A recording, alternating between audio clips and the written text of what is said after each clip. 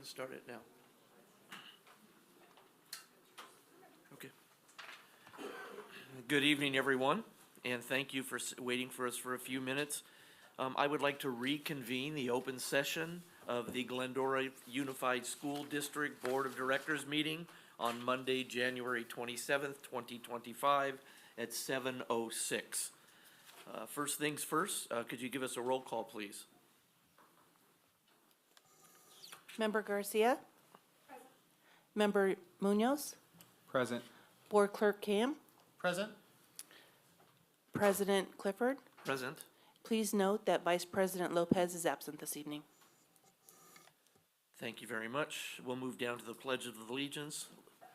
Liliana, would you like to do that for us today? Yes.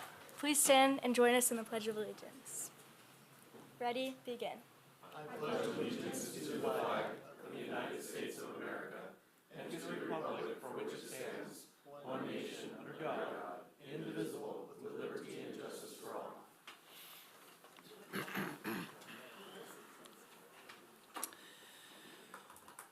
All right, thank you. I'm happy to report that all that time we spent in there, there's no reportable action from closed session, so that's always fun.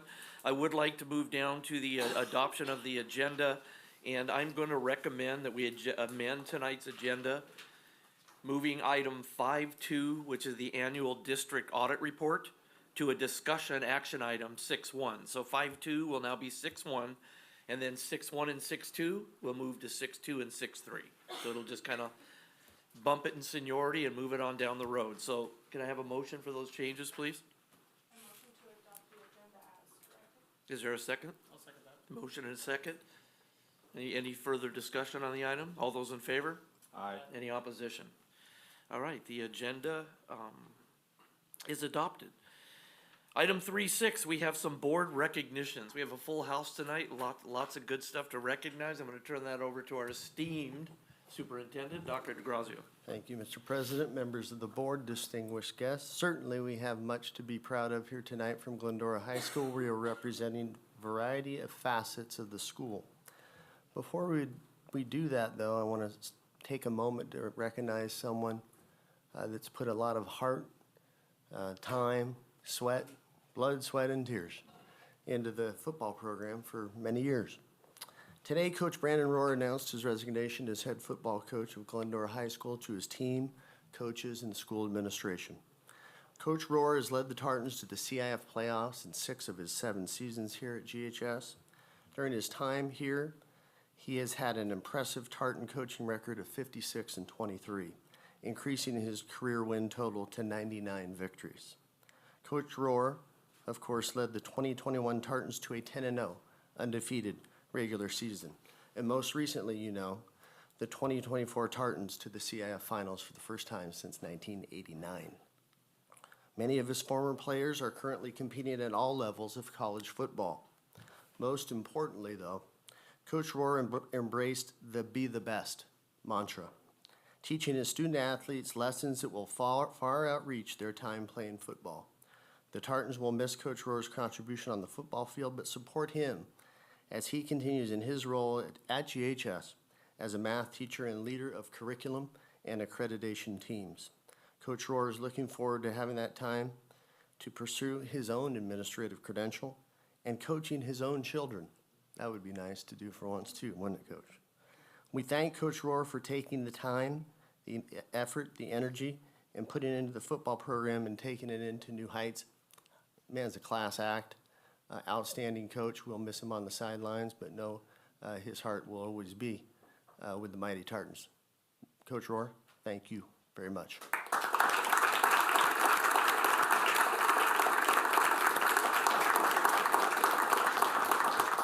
And now with that, we'll have something to present to you and the team here shortly. Mrs. Jamie Norrell is highly esteemed principal of Glendora High School, here to present quite a few recognitions to Glendora High School student athletes and a special also scholarship this evening as well. Absolutely. Yeah. Thank you, Dr. DeGrazia. President Mr. Clifford, school board trustees, Glendora Unified personnel, it's my pleasure to be here tonight to highlight some of the areas that make Glendora High School such an amazing campus. Later this evening, we'll have a chance to highlight some of the academic programs at GHS, but right now, I have the honor of introducing Mr. Rod Tilton and Mrs. Jen Engel, who will present a few of our students who are excelling in athletics and a young man who has earned an amazing honor. But before we begin, as Dr. DeGrazia read earlier, Coach Rohr announced today he is stepping down as our head football coach. While I know what Coach is thinking, stop it, tonight's supposed to be about our student athletes. We can't let this celebration go without taking a quick moment to thank Coach Rohr on behalf of our leadership team. His accomplishments were outlined earlier, but what you don't see is the tremendous amount of time and sacrifices that came with those successes. The hours spent generating game plans, watching film, planning practices, not to mention the time spent on the field that stretches from spring through the summer, all the way to the end of the fall. Coaching, being a head football coach, is nothing more than a full-time job. Any of us who attend Friday night games see Coach Rohr does that under intense scrutiny. At every home game, there's alumni that stretch all 67 years of our history.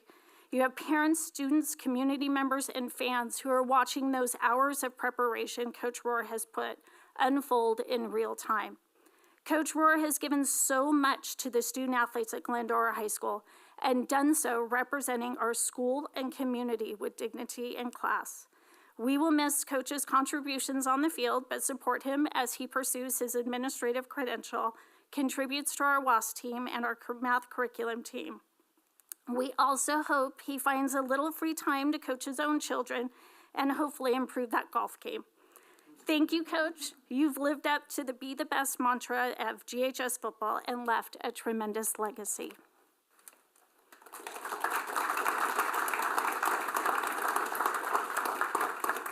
Thank you for letting us be here tonight to celebrate some of our student athletes. To begin tonight's celebration, we are proud to celebrate our football team.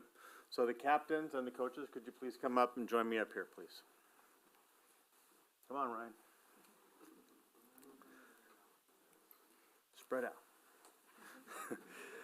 This exceptional group of athletes showcased unwavering determination, delivering thrilling comebacks and clutch last-minute touchdown catches and touchdowns that led to hard-fought victories. Their incredible journey culminated in reaching the CIF Southern Section Finals, a remarkable milestone achieved for only the second time in our school history.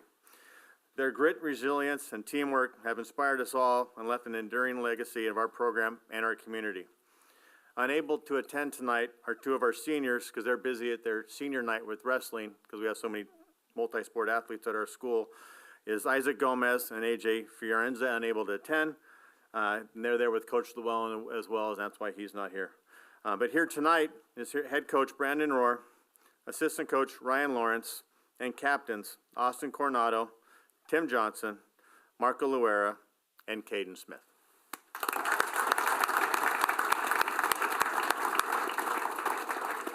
Are we doing photo right there? Line them up. In front or behind? I think behind.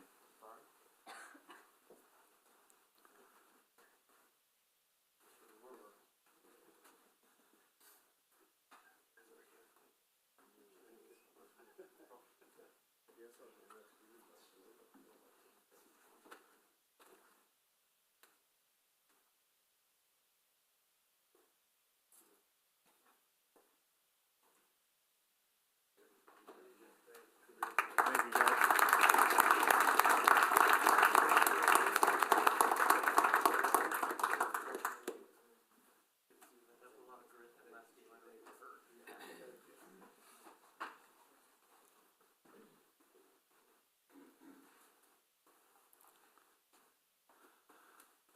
The next team that we are thrilled to recognize is our boys cross country team.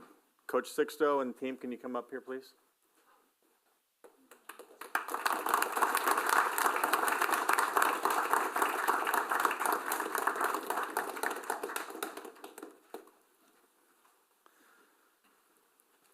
This season, these boys made history by winning CIF for only the second time in our school's history. A remarkable feat all by itself, but they did not stop there. They went on to compete at the CIF state finals, where they placed second in Division II with the third fastest time amongst all divisions. Following that performance, They earned the extraordinary honor for qualifying for and being invited to the prestigious Nike Invitational. This invitational is featuring just 22 of the top elite teams in the entire country. Their dedication, perseverance, and exceptional talent have brought pride to our community and our school. Here tonight are Coach Sixto Navarrete and athletes Aiden Audette, Brady Birch, Andrew Carlson, Diego Garcia, Dylan Flores, Matthias Olivarius, Kevin Sandoval, Jeremiah Shabazz, and Emin Wright.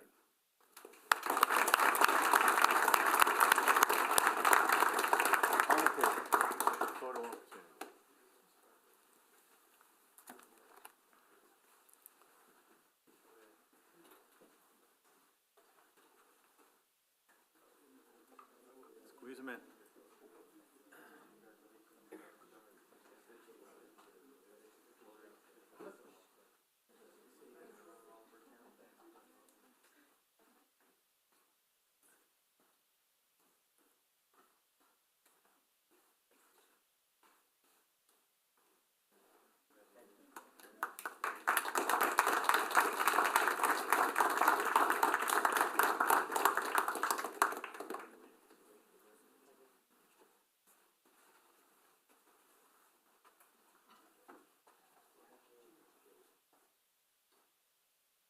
Next up is Colton Gray.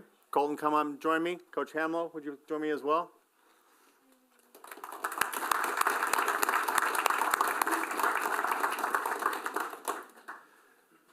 Colton reached the 1,000-point career total mark on December 2nd with a win over Diamond Ranch. He currently has 1,404 career points, which is number 9 all-time at Glendora High School. A quote from Coach Hamlow. Colton is an exemplary player, leader, and person on the floor. He is a tenacious scorer and willing passer, setting his teammates up for success. He understands servant leadership, prioritizing others, and the greater good of the unit. As a student athlete, Colton is a fine young person as any coach would hope to know and work with. The combination of these things has allowed us to have the success that we have had in this season.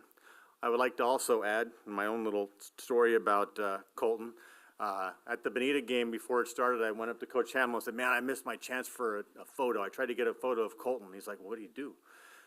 Most of the time when a basketball team walks into the gym, like the newest player on the team is the one carrying the ball bag. But to have an athlete of the caliber that he is and his talent, leading that team in, carrying the ball bag, doing the little things that helps the team, just shows what a class act and what a class person he is. So congratulations to Colton.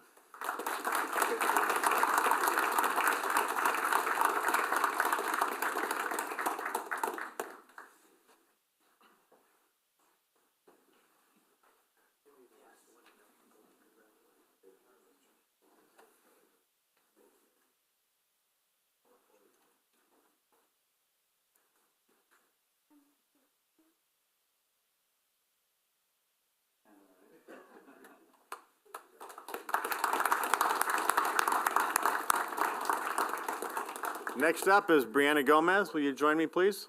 And Coach Nunemaker.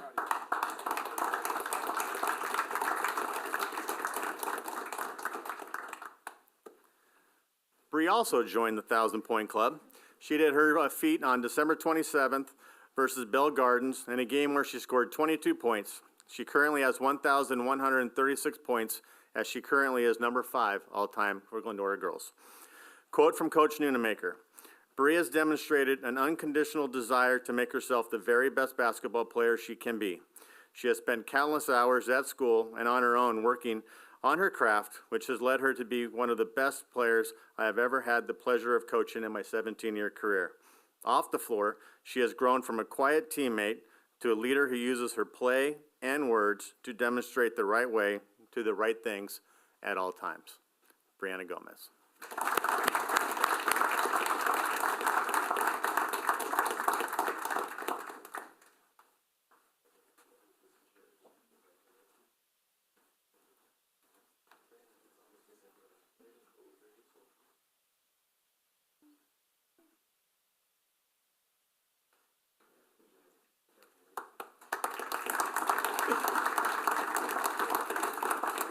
Next, I would like to introduce Mrs. Jen Engel. Maxim Tereshenko, would you like to come up here with me, please?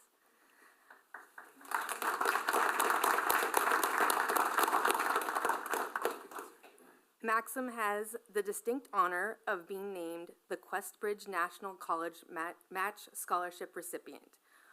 Out of over 25,000 applicants this year, Maxim is one of only 2,627 recipients of the Match Scholarship. That's a generous financial aid package provided by the college partner that covers the full cost of attendance, including tuition, housing, and food, books and supplies, and travel expenses for all 4 years of his undergraduate degree.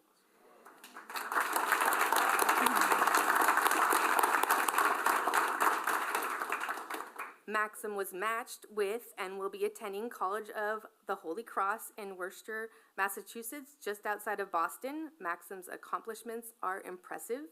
He moved to Glendora in the spring of 10th grade, having lived out of the country prior to 2023. He quickly integrated into our school and culture and stands out as an outstanding tartan, taking ample advanced placement courses and being a valued member of both yearbook and journalism, as well as speech and debate.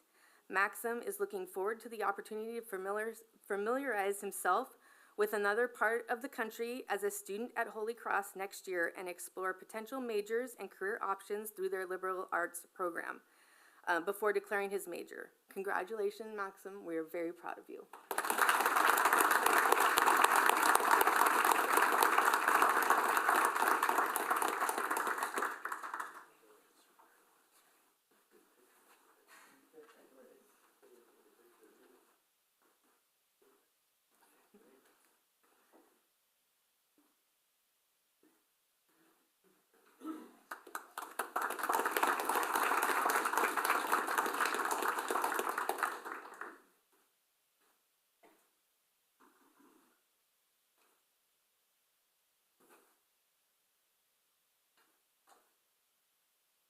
Okay. Any more recognitions for tonight? Thank you all very, very much. Our next item. Sure, go right ahead. I just wanted to say congratulations to all the athletes and the academics that were recognized tonight. You truly do make this work worth it, because we do this for you, all your teachers, everyone in your schools, and everyone up here is here for you. So thank you for making us proud and for all the work that you put in. We are very proud of you.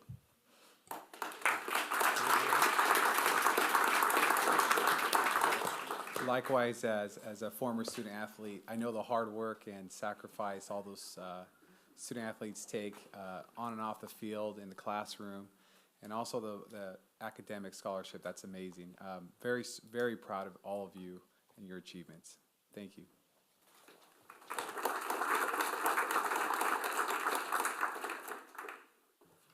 I can't tell you how proud we all are as a board of what you accomplish. A big round of applause and thank you to all of your teachers, coaches, parents, and everybody who put in all that hard work with you, and you did not disappoint. So that's really an amazing thing to see. Our kids are an investment, and our districts are an investment, and you were great. You stood up to everything that you needed, and you performed when you needed to, and it's something you should all be really proud of. So I hope you take that feeling of success with you. You'll need it a lot more moving forward. But it's a good thing to start to taste and feel, and I hope that that's one of the drivers that you get to carry with you wherever you go. So congrats, guys. Thank you. All right, it's 7:24. I will open up public comment. I have one speaker card for Mike and Kaden Bells.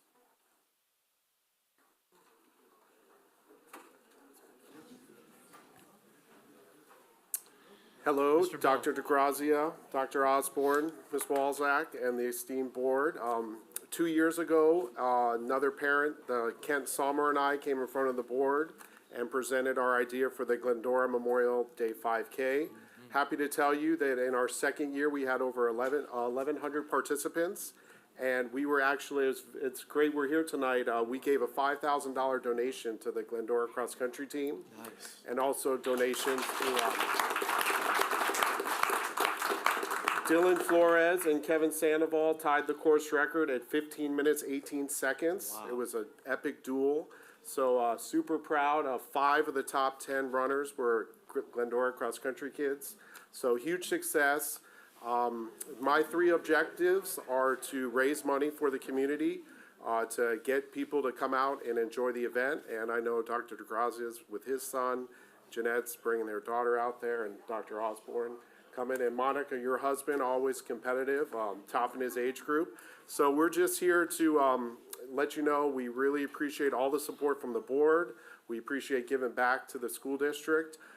Kent and myself are available for any type of sponsorships. The more participants we have and the more, any type of people that want to help and get involved, the more we can give back to the school district. So thank you. Competitive, giving back, and just pushing ourselves, being a parent of these young children. Now's the time to get ready for the summer. And the Glendora Memorial Day 5K will always be that Monday right before school gets out. So it's a great time to join the community. And I have my son here to say a couple words. Hi, my name is Caden Bell, and I'm at the 6th grade at Goddard Middle School. And I think that the Glendora Memorial Day 5K is a great community event. A lot of my friends like to participate in the race, and I hope you guys do too. Very nice. Thanks for the support. Very special.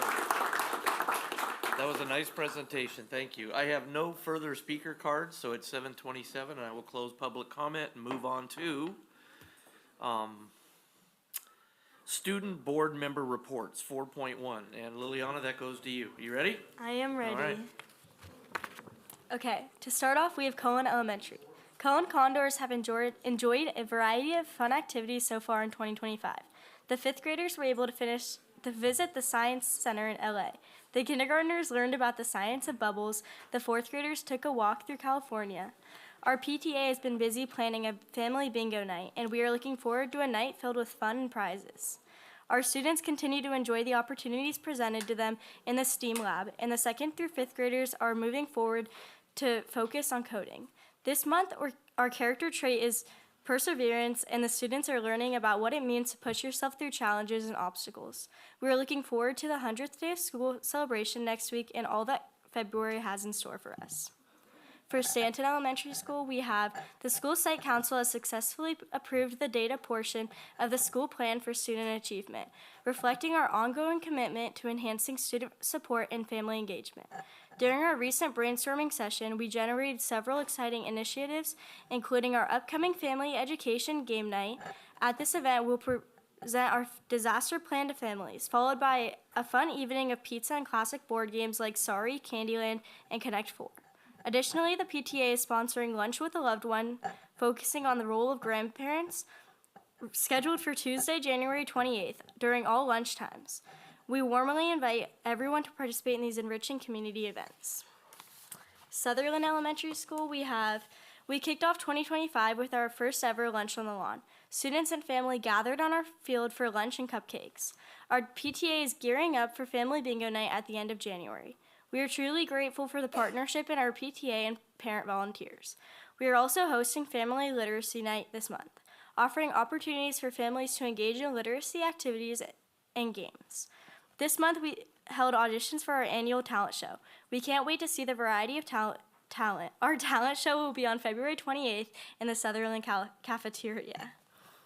For Sandberg Middle School, we have Spartans have kicked off the new school year with enthusiasm and renewed goals. In addition to setting goals for academic improvement this semester, students and staff are committed to having some fun and fully enjoying the middle school experience. Here are a few of the things happening at Sandberg. Club Live. We kicked off Club Live this month. This is a club offered to students on a weekly basis during their lunch period to practice the importance of life skills, learn to collaborate with peers and school staff, and hone positive leadership experiences. We are thankful to LACO, which is our student support specialist, Mrs. Lynn, for facilitating this opportunity for our students. Disaster drill. Our school community participated in a full-scale disaster drill this month, breaking into emergency teams and practicing our safety protocols. We are committed to refining safety practices and continue to improve protocols as we identify areas for improvement. In the event of a real emergency, we are confident that we have systems in place and are ready. Pep Rally and Student Recognition. We are busy with preparations for our upcoming Pep Rally and Honor Society Student Recognition Assembly on February 6th. ASB is working with our basketball teams and coaches to rev up school spirit and celebrate our Honor Society scholars. Glendora High School. As our students wrapped up the first semester of the 2024-2025 school year, we fundraised with crumble cookies in order to motivate our students to not crumble under the pressure of finals. Our GHS ASB classes have hit the ground rolling this semester. Wednesday night, we will be hosting Skate Night at Skate Express in Chino Hills for students who choose to buy tickets. Tickets are currently being sold for students to attend our Sadie's Hawkins dance. This dance allows for students to endure in fun as girls ask guys or friends can ask a group. Students are asked to dress matching with their date or with their group. Sadie's is on Saturday, February 8th. This is an exciting time for all GHS students as action is approaching. The theme will be revealed at our spring assembly, which will be held on February 7th. We are super excited and proud of our hundreds of donations we were able to raise towards those suffering with cancer during Whiteout Cancer Week. Tartans are super excited to spread kindness during Kindness Week. Kindness Week is approaching shortly, and our ASB classes have worked hard to put forth daily activities and giveaways for our students on our campus to encourage kind encounters. That was awesome. Thank you for that very detailed update. Comment from the Board of Education. I will start to my left with Trustee Garcia.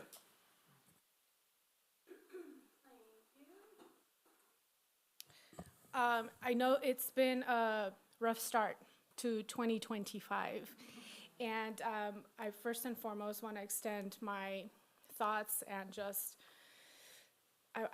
thoughts and prayers, which sounds like it's not enough for the families who have been affected by the fires. We have, in many ways, I know in this community, reached out and helped. I know that some of us feel like we're not doing enough, or what else can we do? So I hope that you are all, one, taking care of yourself, but also finding ways to give back to those nearby communities that have been affected. I just wanted to mention that. This weekend, I had an invitation to participate in a local community event called Glendora Together, and they put together these multi-generational conversations in our community. A lot of our students participate in this. It's made up of, again, multi-generational community members, and a lot of them are our students. And although I participated in this event, not in any official board capacity, I participated as a community member, but I was so proud of our students. I do want to mention that because too bad it wasn't televised, because you, the staff that's here, you would be so proud of these girls. I want to mention their name is Mia Rosario and Courtney Ewan from the Women's Health Access and Alliance Club at the high school. They use their voices to advocate for women and period poverty. They collect menstrual products for women and donate them to the Shepherd's Pantry. And they stood up there, they sat as part of the panel, and they were so confident and so well-spoken. And I was just giddy with pride, so I hope you are too. So I appreciate Glendora Together for having these conversations in our community. They're difficult conversations to have, but this one in particular, the topic was women's voices and choices, was actually selected by our students. So it kind of is a reminder that our kids, our students they're having questions, they're having concerns, and we need to have a place where they can express these concerns and where they have a safe place to talk about them.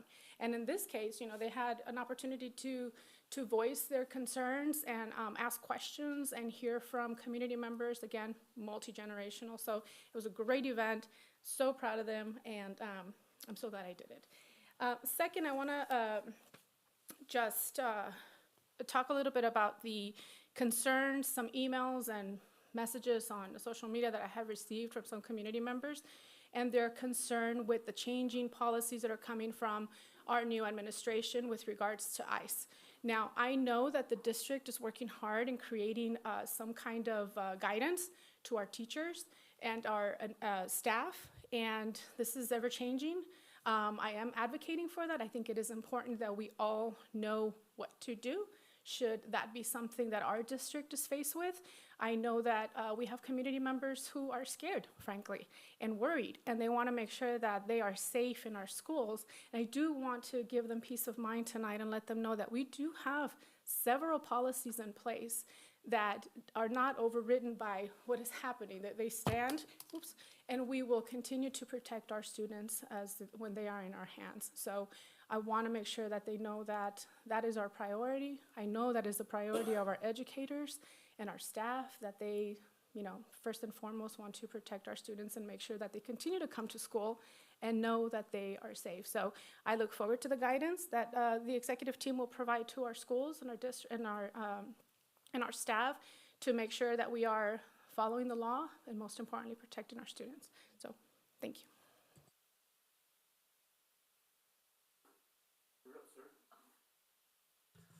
All right, thank you, everyone. So a few things. It's been a while since we've met, so there's been a lot of things that have come up over the last better part of a month, I'd say. So first and foremost, I'm really excited about the 5K coming up. That's a really cool thing for the community to come together, and the philanthropic aspect of it that has helped our cross-country team, I think, as well as some of the other school sites, has been really amazing to watch. So for our speaker that came earlier, thank you, and I hope all of us can get involved with that in some way. As far as, some of the biggest things that have changed Los Angeles County, and I think I should say in the state of California over the last month, is the fires that we've seen. I know it's left a lot of our students feeling very vulnerable, if not a lot of the adults and families. We have a lot of things that have been going on, and it's been really nice to catch up with people at the city as far as how they were being prepared, and things that we're doing here at the district to get as prepared as possible. So we are, you don't know what you don't know until something happens, and so I think it's been a good learning opportunity for all of us to see how we can fortify our schools to make sure that our students are always protected, and that our systems are in place, and that things that are essential are all taken care of. So rest assured, we are working on that as a primary driver for some of the things that I'll just speak for myself, personally concerned about, which is I'm always kind of a little bit of a prepper in some of those things. I worry about things and emergency preparedness and all of that. So always room to improve, and I think we heard a lot of really good stuff that we're going to be looking at, which is cool. Events that we've gone to and that I've personally gone to over the last month have been really inspiring. Some of them were the Whitcomb Award ceremony, which was really awesome to see.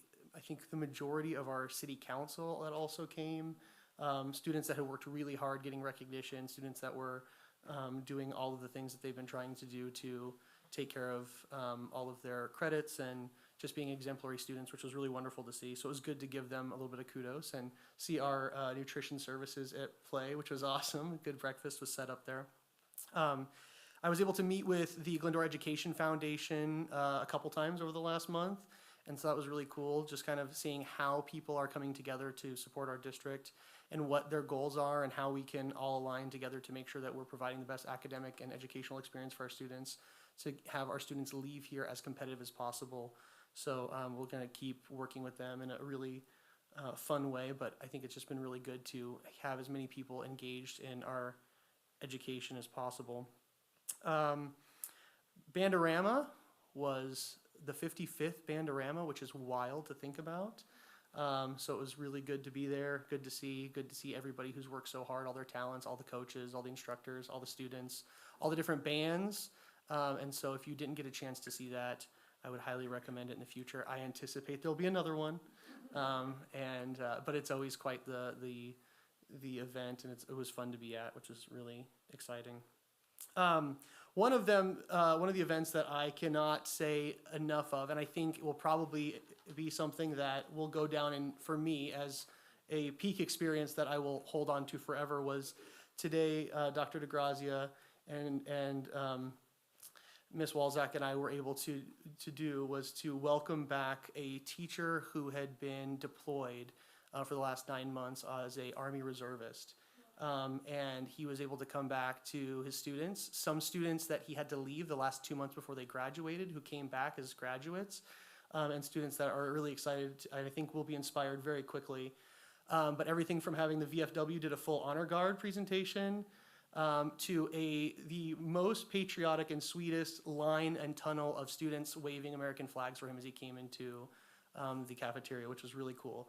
I thought for a moment it was something that a small town in the Midwest, I think I even pulled you aside and said, a small town in the Midwest would be so jealous to see that we have this in Southern California working out so well. So to our teacher, Mr. Ralph Love, we appreciate your service, welcome home.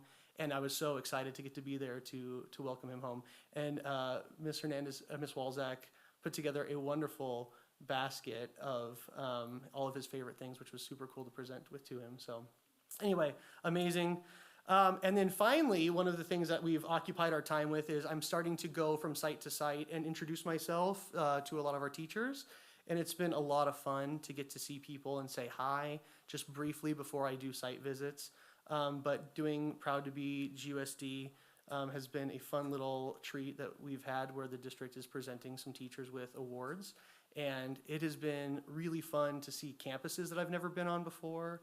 It is fun to see, we even walked in on an AI training that was going on with a teacher that was really cool. And so it's been a blast getting to do that.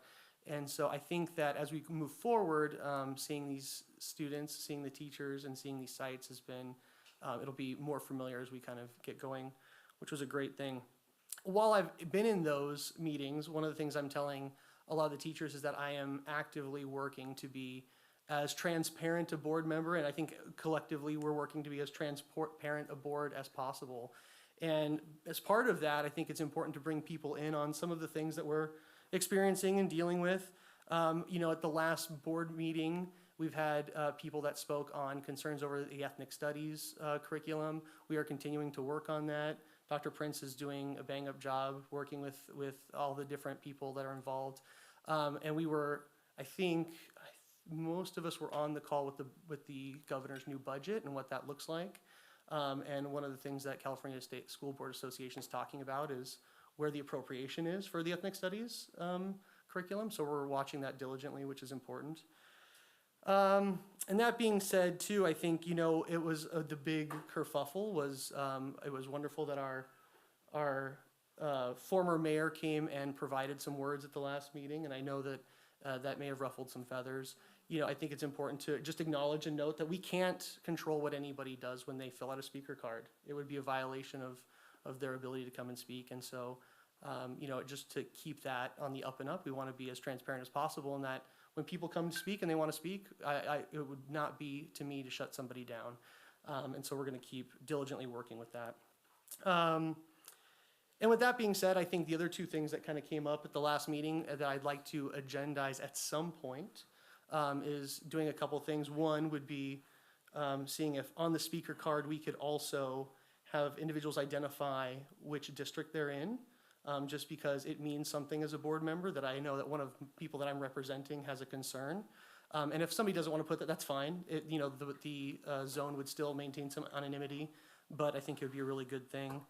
And then the next thing is I would really like to see Mr. Lane get the resolution. Over the break, I reviewed all the documents involved with the $7,500 expense, and I can't see any reason why we should be holding that back. On top of the fact that we have been told by legal counsel that we can, it doesn't necessarily mean that we should. And I think that trying to be as transparent as possible, it would be really good for us to provide citizens that we're representing with the information they're asking for. And purposefully, I hope that this is a really good step forward for our community, that we know that in the future, this district will be looking towards getting a bond to take care of some really exciting things that we have for our students and teachers. And I don't know that we'll be successful with that without the community's involvement. And so I really hope that as a board, being as transparent as possible, we can make some really big steps and some really big strides in bringing the community and community involvement in and together so that we can all see success for our students. So I think that's everything on my discussion topic. I could probably go for another 2 or 3 hours, but I won't. So thank you, everyone, and I'm really excited. We're hitting the ground running. So thanks. Thank you very much. Your turn, sir. All right, well, I think Monica and Dan covered a lot of the topics that I was going to say. But as a new board member, I want to just instill that, you know, this board has such creative minds and concerns, and we want transparency with the public. We want what's best for our students. Our students are number one priority. We want a safe community for our schools, our teachers, the families here. I know we had a scare with the fires. It was scary. But understand that we have policies in place to protect our students, our teachers. And it's very, you know, unfortunate what happened to other school districts where schools were burned down. It was very sad, hard for me to watch that. But you know, I give thanks that our schools are safe, and our number one priority is our students, and we want to make sure and keep that, that we have strong policies in place in emergency situations in case things like that happen. So we as a board, we've talked about it, and I just want to let the public know that we are considering that our number one priority is our students. Throughout January, I got to meet with Glendora Education Foundation and introduce myself to them and how we can collab and work together, and in keeping, you know, certain programs that they, you know, things that they're very important to them, and we want to hear from, you know, the community, you know, and they have really strong contacts with the community.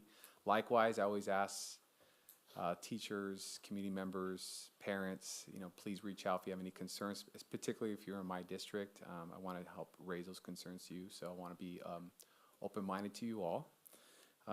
Also, I had the chance to visit Sutherland in the middle of January, and Goddard, and got to meet some outstanding teachers. We gave some awards out. I know I was there with Dan Cam. That was a great thing.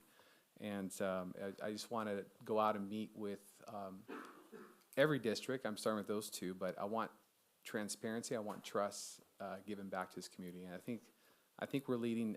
We're beginning on a strong path of collaboration, which I love. So I'm very proud of this board. I'm very proud of Dominic, everything they're doing, and the whole staff, everyone here. And they're all working really hard for us. So I want to say I appreciate all your hard work and diligence that you guys do. Thank you. Thank you. Thank you very much. Just very quickly, Bandorama was awesome. I don't know how many seats that theater has in it, but they were all full. They were all full. The lines were out the door. I even tried to cut, and they told me, nope, get to the back of the line, stand in line. It was really a phenomenal night, and I don't know if everybody knows, but Dan was a drum major back in his day at the high school, so he's been there many, many times. His family's been involved almost every year, I think, so it was really special to him. Also, the Whitcomb event, we've just been really busy with all the other things that we have to do as a result of the new year. Plus, I've been very busy personally with all of the disaster relief and things that have happened in my regular job, and my family's been very busy with that. But I will go ahead and support your agenda items and give direction to the superintendent to include the speaker cards and the lane resolution on an agenda in the future, and then we can have a discussion about it and then vote or not vote on whatever you want to have a discussion. I think that's a good discussion. And I wasn't going to bring it up, but I just want to be clear. I'm as you guys know, I'm a retired police officer, and I'm very supportive of our new administration. I'm very happy with the new economic possibilities. I'm very happy with the new strength on our border, and I certainly want to work with the federal government to help them keep our kids safe, to help them keep everybody safe in Glendora, and I think we're going to do just fine. We have many, many things in place, and I don't think much has to change here. We just have to acknowledge it. We have to work with our staff, and I think our superintendent does a really good job communicating with us on what needs to be done and how that moves forward. So that's all I have to say about that. You guys ready to move on? All right, so that takes us to the superintendent report, which is a very important report. Go ahead, Dominic. Thank you so much, Mr. President and members of the board. Again, distinguished guests, and many of the things that I was going to address have been touched upon, but certainly the recent events at Whitcomb High School, very, very positive. Bandorama, one of the most amazing events of the year so far. Credit to Mr. Quintanilla and Mrs. Bergsling for their outstanding work with that show. And it is a show, if you haven't been. See you at the 56th next year.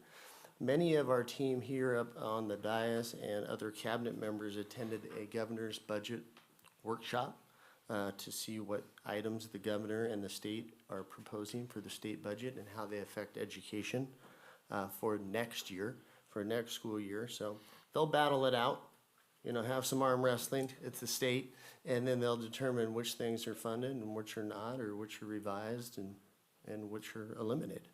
And then we'll determine how that will affect us. But right now, they are trying to, at their best, protect education funding. However, please note that draft of that agenda, that proposal was done prior to the devastating fires that took place that affected so many, or people that we personally know, certainly staff that are here and families that are here. Thank you to the support and generosity that we've extended to new families and new students in our district. That has been astounding and overwhelming and wonderful to see. You will also hear tonight in terms of the finances and fiscal responsibility that we have as a district and as a board and as a governance team. We had a recent audit. You'll hear about that audit and the success of that audit, and are any revisions or corrections that we need to make going forward. Those will be addressed as well. Tonight, the Educational Services team will also present a mid-year update on the LCAP, the Local Control of Accountability Plan, and the dashboard data test, state testing data. Can I give an overview of those pieces? You'll hear from many voices in the Educational Services team. Outstanding work, outstanding team. I know they're missing their leader, Dr. Prince. We wish her a speedy recovery. She's ill, and so we wish her, hope she's getting some rest and not watching this, and resting up to get all the way better. Our dual language immersion class for the second year, we're registering students now for that. It's been a very successful first year, and at last week's Parent Information Night, Dr. Naharo and Mrs. Kang did another outstanding job. We had about 40 families in attendance that were expressing interest in learning more about that. So we look for a successful second kindergarten class and the kindergarten class moving up to first grade next year. I heard reference to the Proud to Be GUSD Awards. We have been able and enjoyed visiting Glendora High School, Sutherland, Sellers, and Goddard. We have a few more to go next week and a few more a couple of weeks after that. But I wanted to name the people who received the award. And the Proud to Be GSD Award is brand new. The winning recipients receive a shirt that has the insignia and the symbol of the district, but it also has around it Proud to Be GSD. This is only made for the winners of that award. And we selected one certificated staff and one classified staff. Some of them may even be present. From Glendora High School, new custodian, recent custodian to add addition to their team, Juan Lopez and Jennifer Riley, for all of her great work and stepping up in many times of need. For Sutherland, Sarah Shu and Dr. Barbara Warshaw. At Sellers, Jessica Hiramoto and Becky Lindenmeyer. And at Goddard, Andrew De La Torre and Shelley Sirhan. Some of these people, they're outstanding employees and have been for many years. They told me through tears that it was the first time they've ever been recognized for anything. And these are outstanding employees. So I just want to make sure we see them and we note their work and their outstanding efforts day in and day out. And when we get the rest of the slate, we'll certainly share their names as well. That's all I have for tonight, though. Thank you. That was very uplifting. We appreciate that. You can move right along to the next item, which is. Excellent, because I do have one more recognition. There you go. So you just keep on rolling. Tonight's recognition is actually for the board. The month of January is designated as School Board Recognition Month in the state of California. There aren't too many people signing up for this job up here to be a board member. It's a difficult job, right? You got to balance quite a bit. And so I'm gonna select a few of the whereases here in the resolution to read as a sampling of what they do and what they go through and how they support all of us. So I'll read the even numbered whereases, starting with the second one. Whereas school boards fulfill this role by performing 5 major responsibilities: setting direction, establishing an effective and efficient structure, providing support, ensuring accountability, providing community leadership as advocates for children, the school district, and public schools. And number 4, whereas Glendora Unified School District's 5-member Board of Education representing the community prioritizes the academic, social, emotional, physical, and mental health needs of students, and has made a steadfast commitment to serving our community each day. Now therefore it be resolved, I declare my appreciation to the members of the Glendora Unified School District Board of Education, and offer them the nice swag that's in those bags too, and proclaim the month of January 2025 as School Board Recognition Month. I urge all community members and those in attendance tonight to join me in recognizing the dedication and hard work of local school board members and in working with them to create an education system that meets the needs of our children. Thank you to the members of the board, including Mr. Lopez, who unfortunately was able to attend due to some conflicts at his school site and district that he was required to attend. He wanted to be here, especially for the recognitions that he missed this evening. So I know his heart's with everybody there for sure. Please join me in thanking the board.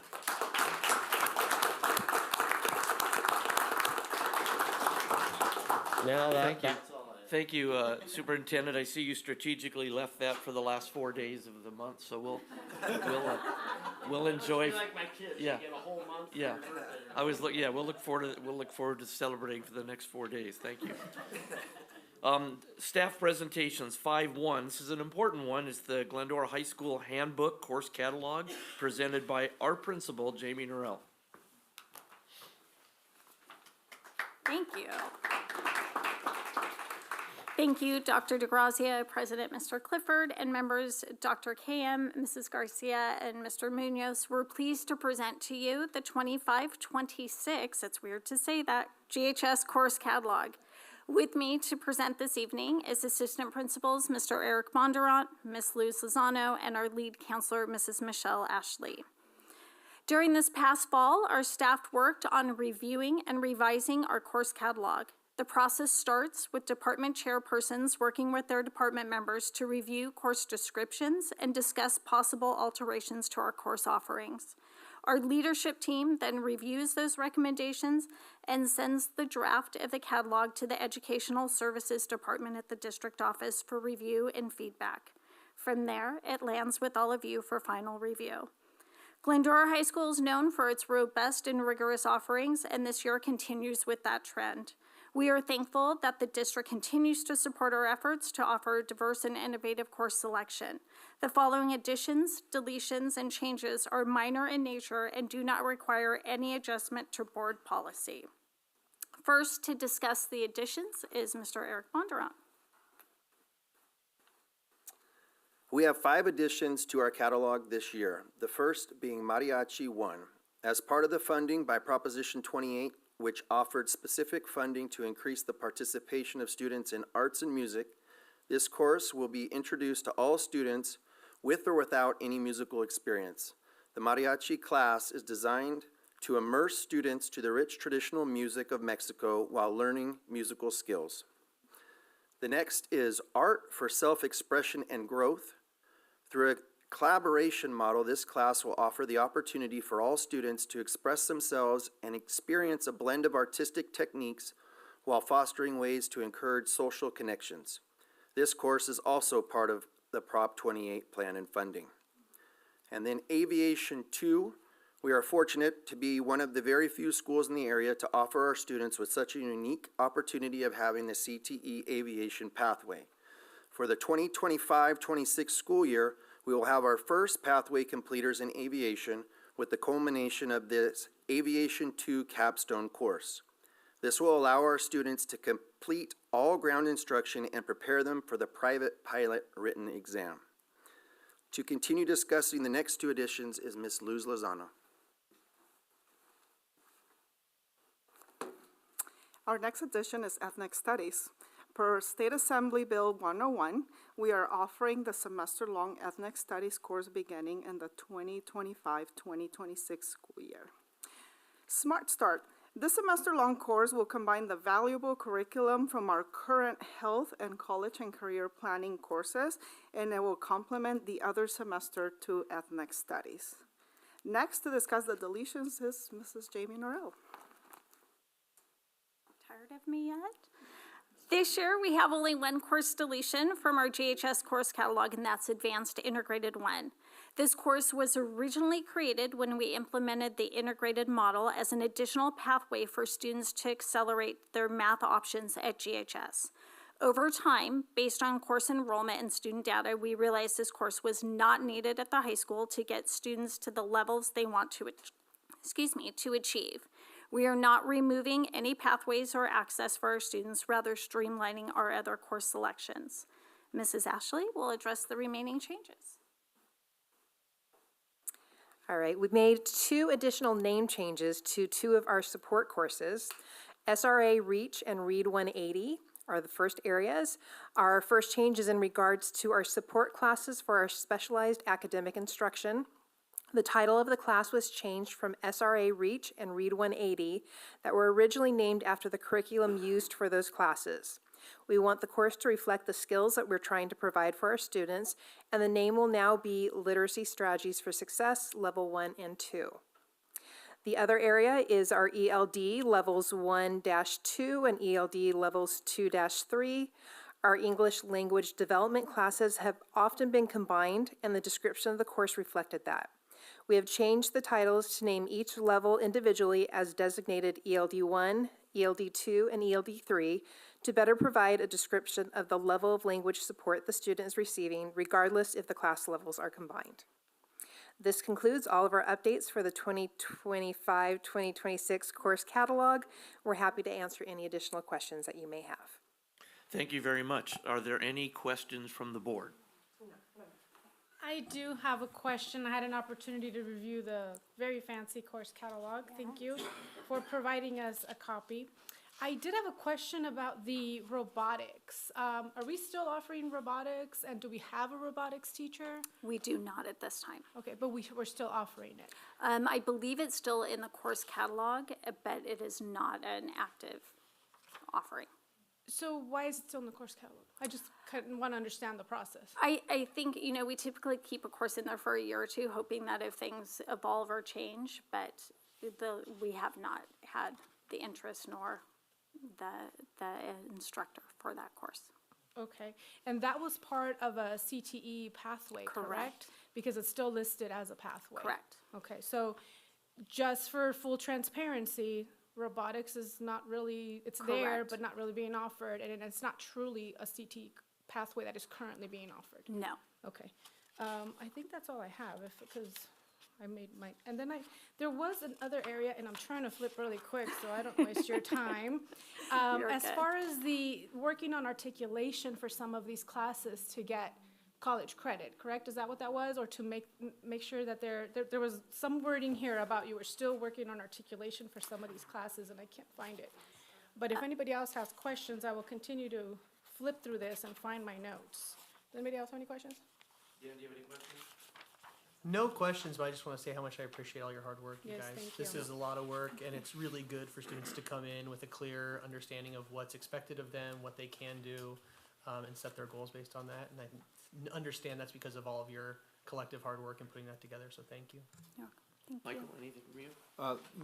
No questions, just want to congratulate you on such a nice organized catalog. It looks Thank you. very That well was Mrs. Lozano, so we need to. Yeah, give her great credit. team. A really, really great team. It was easy to go through. Do we need a vote, or is this just receive and file?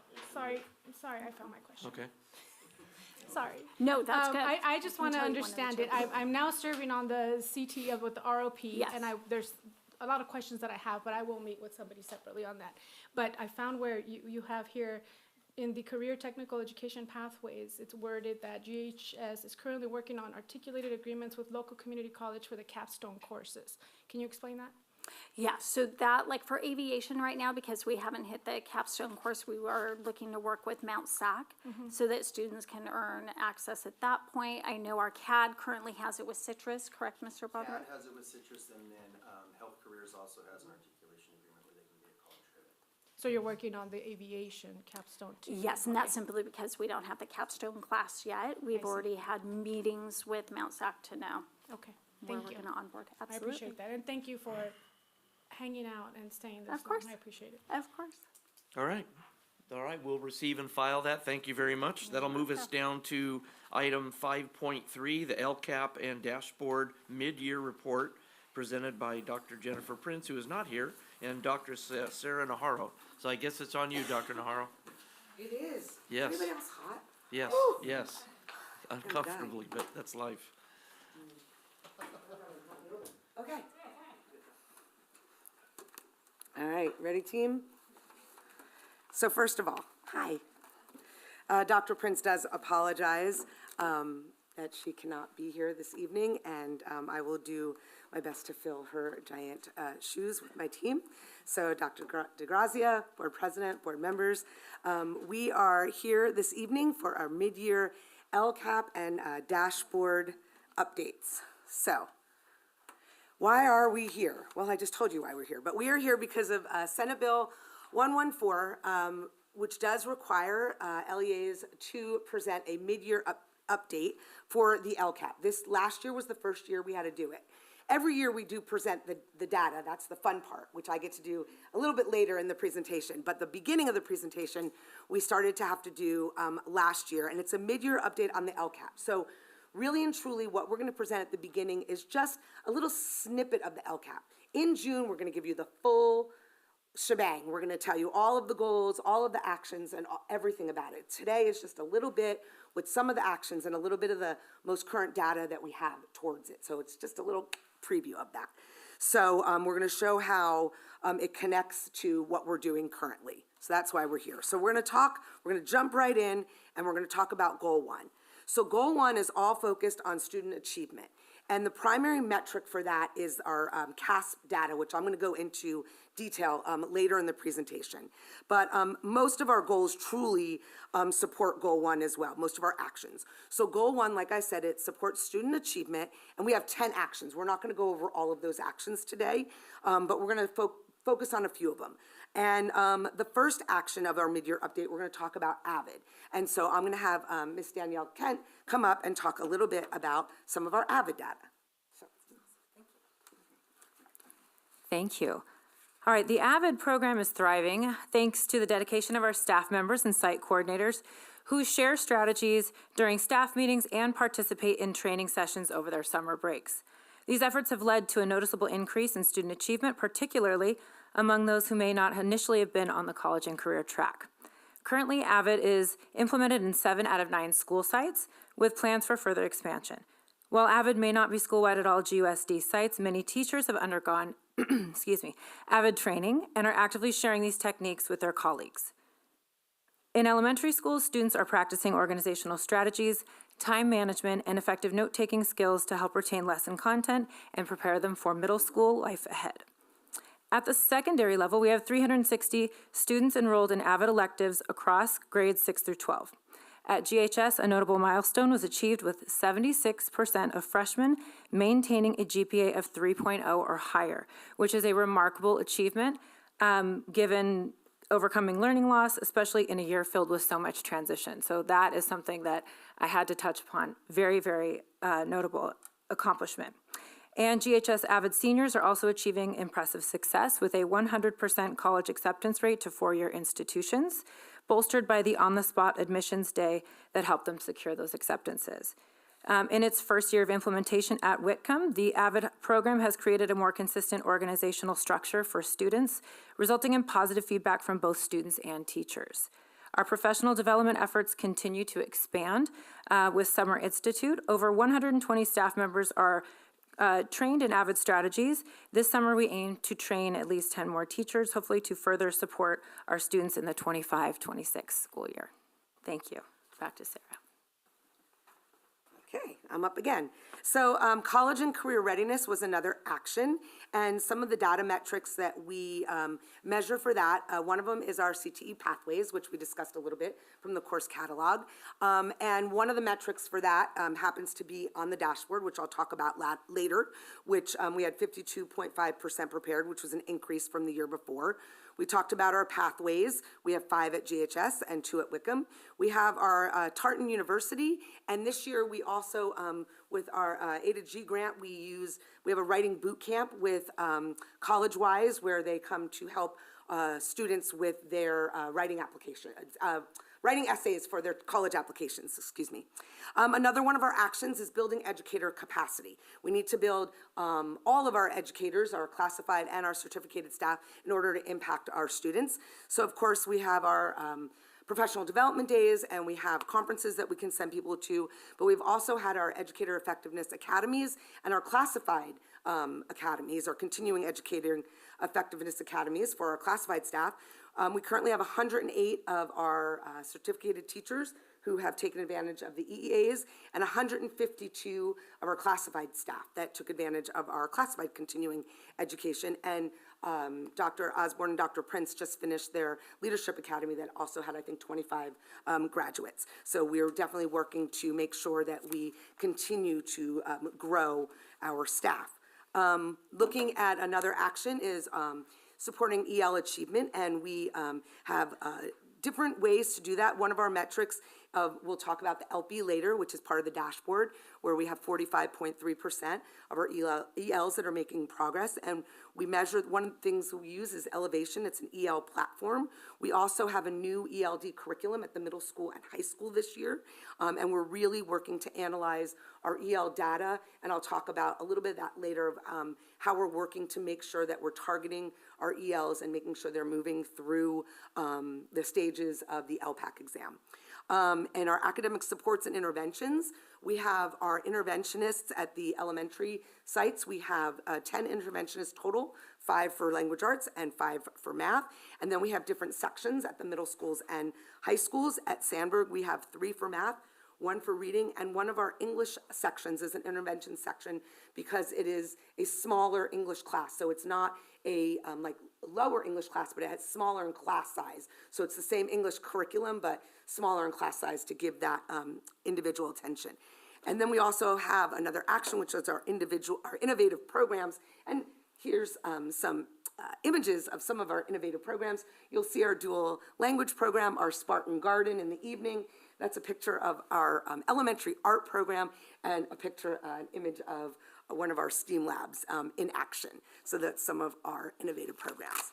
So now we have Goal 2, and I am going to turn Goal 2 over to Josie Wilson, because that is about student attendance and engagement. Thank you, Dr. Naharo. Goal 2, I'm going to lead us through the next 2 goals, Goal 2 and Goal 3. So Goal 2 is student attendance and engagement. Our goal, GUSD, will increase average daily attendance by 1.5%, decreasing chronic absenteeism by 1% overall, and by 3% specifically in students with disabilities over the next 3 years through a focus on attendance awareness and support, student engagement, and a positive climate at each of our campuses. So a couple of those things we wanted to talk about. This goal is heavily focused on attendance, engagement, and then connectedness, which is one of my favorite parts of the goal. The biggest way to increase attendance and achievement is engagement and school connectedness. So in GUSD, an ongoing goal is to ensure that all students are connected to their campuses and they feel like they belong in GUSD. So some of the systems that we have for our attendance supports, you can see on the slide there, and I'll talk a little bit about them. The Student Attendance Review Board System, or SARB, is the acronym for that. Uses letters, phone calls, supportive meetings, which are called Student Attendance Review Team meetings, so SART meetings, which are comprised of an administrator, a counseling staff, nursing staff if appropriate, if a student has some medical issues that they're going through, and sometimes we'll include our attendance clerks on those as well. We also employ home visits to decipher barriers. If students are not coming to school, it's not uncommon for us to go meet them where they're at, literally, at their home, and try to uncover what might be keeping them from coming to school. So all of these supports are focused really to find the source of the problem, solve those problems, and partner with our kids and our families to get them in school. Last year, the board approved a partnership with Everyday Labs through a grant that we obtained, and Everyday Labs further sends text messages and letter support to families too. I'm going to talk a little bit about some of our data. Our chronic absenteeism data is down. You can see chronic absenteeism, according to our dashboard for last school year, was at 11.2%. That's a decrease of 6.3%. We're very proud of that. Our current positive ADA is 95.82. That's an improvement from where we were at last year at this time too. We were at 95.22%, so that's an increase as well. Some groups to highlight. We did talk a little bit about the students with disabilities. That's one of our primary focuses. And so our students with disabilities are sitting at 19.3% according to our last year's data. That group declined 4.7%. And in chronic absenteeism, a decline is a good measure. So we're proud of that. Our foster youth at 20% declined 2.2% in their chronic absenteeism. Our English learners are at 11.3% and actually declined 11.3% in their chronic absenteeism as well. Our long-term English learners is a new group on the dashboard this year. Dr. Nahara will likely talk a little bit more about that in her data report. As that's a new subgroup, this is our baseline data. That group is sitting at 24.4% chronic absenteeism. Socially economic disadvantage, we're at 18.5%. That was a decline of 5.9% for us as well.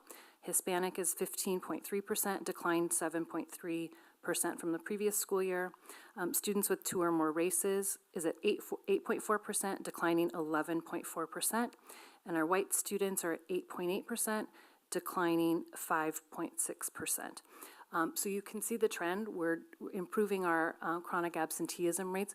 All of our schools improved their chronic absenteeism rates as well. So that's a big deal because we took a real hit, especially coming off of COVID, and we're starting to see those rates increase now. Part of what we're doing with our parent partners is some ongoing educational supports, and there's a lot of myths about absenteeism, and we're trying to dispel those myths. We know that kids can't learn when they're not in school. No matter how smart they are, no matter how gifted they are, it's really difficult to learn when they're not here. And so some of the misconceptions that we've uncovered is that absences don't count as long as they're excused. So if you're excusing your child's absence, you've done the work, that's all you need to do. When really an absence is an absence, regardless of the reason. All of that contributes to learning loss over time. We are working really hard to align our systems across GUSD. As a secondary team, we meet with attendance clerks at all of our sites, our secondary sites, on a monthly basis to align our systems, make sure that we're coding kids for the same reasons across those campuses, and make sure that our processes and procedures are the same at all campuses. We do the same with our elementary attendance staff because we really want to make something familiar for our families. We don't want them to be at elementary and then go to middle school and it's a different system at high school. We're really working to standardize that. Similarly, we're doing collaborative meetings with our administrative staff that oversees attendance to just really ensure that our systems are in alignment. We have had some parent education nights specifically targeted to families who were experiencing difficulties with attendance. We've offered babysitting, dinner, a meal, no excuse not to attend, just come and learn some about attendance, and that's where we've had some success dispelling some of those myths as well. I'll move on to our school connectedness, outreach, and supports. Of course, Glendora Gives is a big part of that, and we're so blessed to have Glendora Gives. It is, as you know, primarily supported by our generous community, and as well as some partnerships that we also have. We feel very strongly that Glendora Gives is for every family in our district who needs it. We don't ask questions. We have the materials and the toiletries and the clothing to give to our families. And we do so through our student support specialists, and that's an opportunity for them to make really good relationships with our families as well and connect and be the person on campus that kids know that they can go to for further support. We know that when students have the physical resources they need, they're more likely to come to school. And so that's a big part in removing some of those obstacles. We are so fortunate to have Pam Richards and her support from Shoes That Fit. Pam works tirelessly to ensure that our kids have shoes, and to date, we've given away over 400 pairs of brand new shoes, and they're brand name shoes, and they're really nice, and we know that the kids feel really good about that. Similarly, over 600 backpacks were distributed, as you well know, at the beginning of this school year, starting the kids off on a good note to have all the supplies that they need for success. I'm happy to say that we're going to continue our partnership with Citrus College this year. Our students at Whitcomb and GHS who are going to prom will have opportunities to have their hair and makeup done free of charge. I'm really excited about that because not only is it just a day of pampering for our kids, but it also gets them onto a college campus and it gets them started thinking about that trajectory and to have that foresight into what's next, what comes next after high school. And similarly, Glendora Gives will again provide prom attire for our kids that need dresses or need suits for prom. A new partnership that we developed this year is a program called Bicycles for Kids, and we gave away 30 brand new bikes and helmets to kids at all 5 of our elementary schools, K through 4, and that was a really fun event. We had it right here, and families came in and got to have a catered snacks and got to walk away with their brand new bikes and helmets. It was a really special day. And then also, under this goal is positive climate and connectedness. There are a lot of programs that we have working towards this goal. So to highlight a couple of them, we have Web, Where Everybody Belongs, and that is at our middle schools. Link Crew at our high schools is the high school program, the sister program. Future Tartan Day. These are all programs designed to introduce kids to what we have at our secondary sites, as well as to connect them to our campuses. And we also know that we have some kids that are on the fence about where they're going to go for middle school, where they're going to go for high school, and we've seen those programs reconnect and reestablish those relationships with kids, and we retain some kids in our district that way as well. Also, student voice and participation. As I heard tonight on the dais, students are our reason. That's why we're here. And so we know that we can't have an effective system without getting that student voice. And that's something that we take really seriously at all of our levels.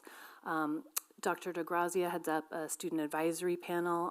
The kids get to give him a lot of input, and they have a lot of opinions, and they're not shy to share, which we appreciate and is a good thing. We also, through an LCAP survey that Dr. Prince and Dr. Naharo worked on, we ask kids their opinions. We ask kids for areas of improvement. We ask them if they're feeling connected to campus. We ask them, do you have one person that you can go to on campus? And that data is valuable for us. It really serves as a blueprint for where we need to step it up a little bit and where we have some glows as well. Our LCAP survey through Panorama is going to be released actually in the next few weeks. I think we're looking at February 4th for that, and that's for our kids and also for our families to give input.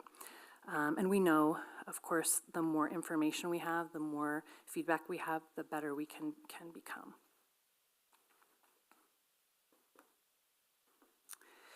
And the next goal, goal 3, it's a little bit tricky to see there. This is our family and community engagement. Glendora Unified will encourage and provide opportunities to engage family and community partners, including communication access in multiple language. Particular focus will be to engage families of our underrepresented youth, including, not limited to, English learners, socioeconomically disadvantaged students, students with disabilities, and foster youth as measured by a number of district-level family engagement opportunities. So there are 3 actions to highlight here. The first is that of our communication systems, and we know that our families are educational partners in any relationship. You have to have that strong communication, and that's our cornerstone. So some of the tools, Parent Square is heavily used in our district. You might have gotten some messages through Parent Square yourselves. It goes out to all of our families and all of our staff in the district. Similarly, we have Class Intercom, which integrates with our social media, so Instagram, Facebook. We do a lot of messaging in our social media groups as well. Obviously, our websites. Our Glendora Connection goes out monthly to our families and to our staff, And then we also do a quarterly community newsletter so that not only do our staff and families know what's going on in GUSD, but our community, our citizens of Glendora know as well. Let's Talk is a system that Mrs. Espino launched last year, and that's a really one-stop shop for families to message, send a single message through our website, and Let's Talk sorts it to the appropriate staff person to answer those questions. That's been a really valuable tool, and it's a time saver too. You don't have to sort through the whole website. You can send one message, and you know it's going to get to the right person. We understand that we have a story to tell as a school district, and so our communication is a really strong part of that narrative that we are helping to establish, and that two-way communication we know is crucial.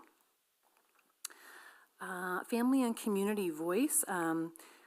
We talked a little bit about that with LCAP survey. We also, as Dr. DeGrazia has a student advisory, we also have some parent advisory groups. So we have a district English language learners group for parents.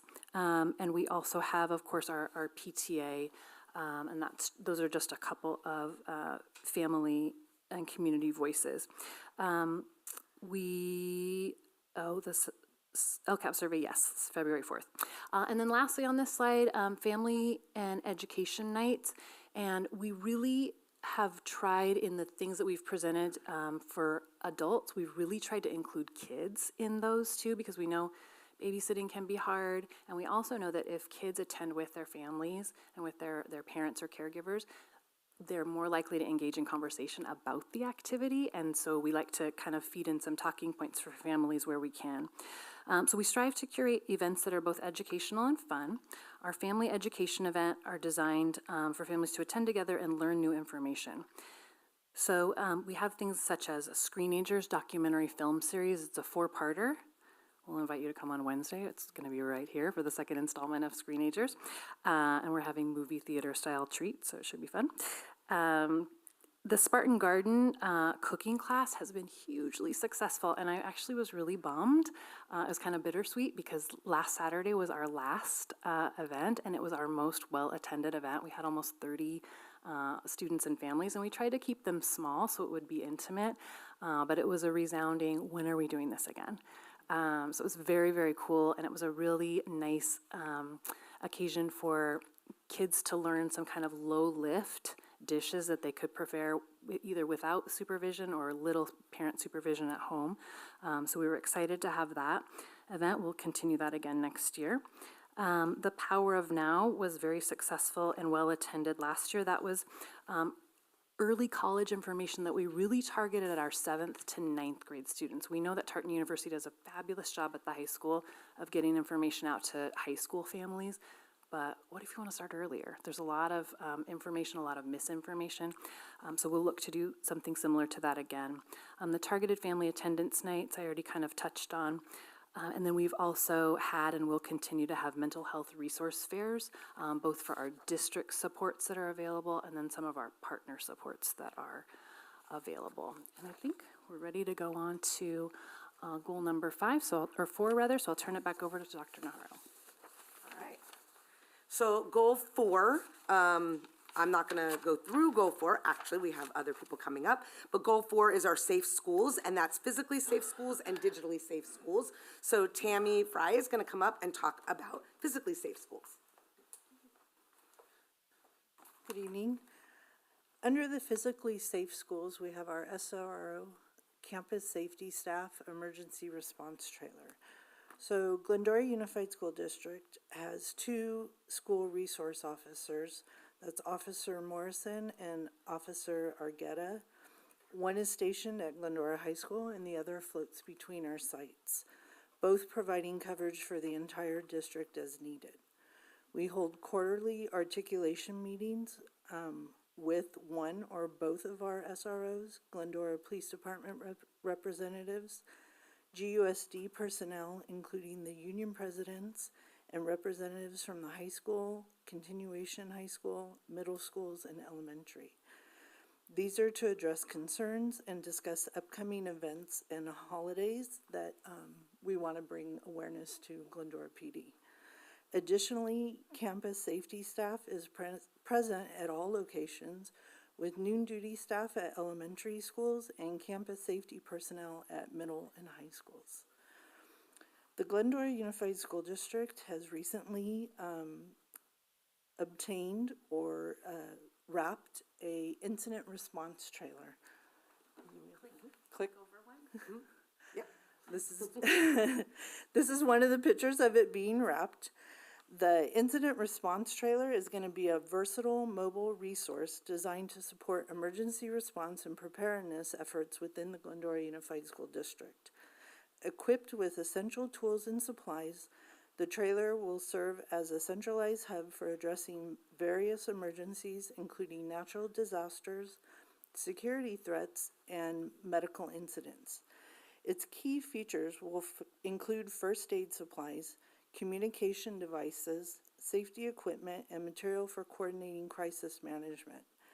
The trailer can be deployed to different sites within the district to provide immediate support, assist with evacuations and reunifications of our students, or it can be used as a command post during emergencies. Additionally, it can be used for training exercises, safety drills, and community preparedness events, ensuring the district and its stakeholders are equipped to handle a critical situation effectively.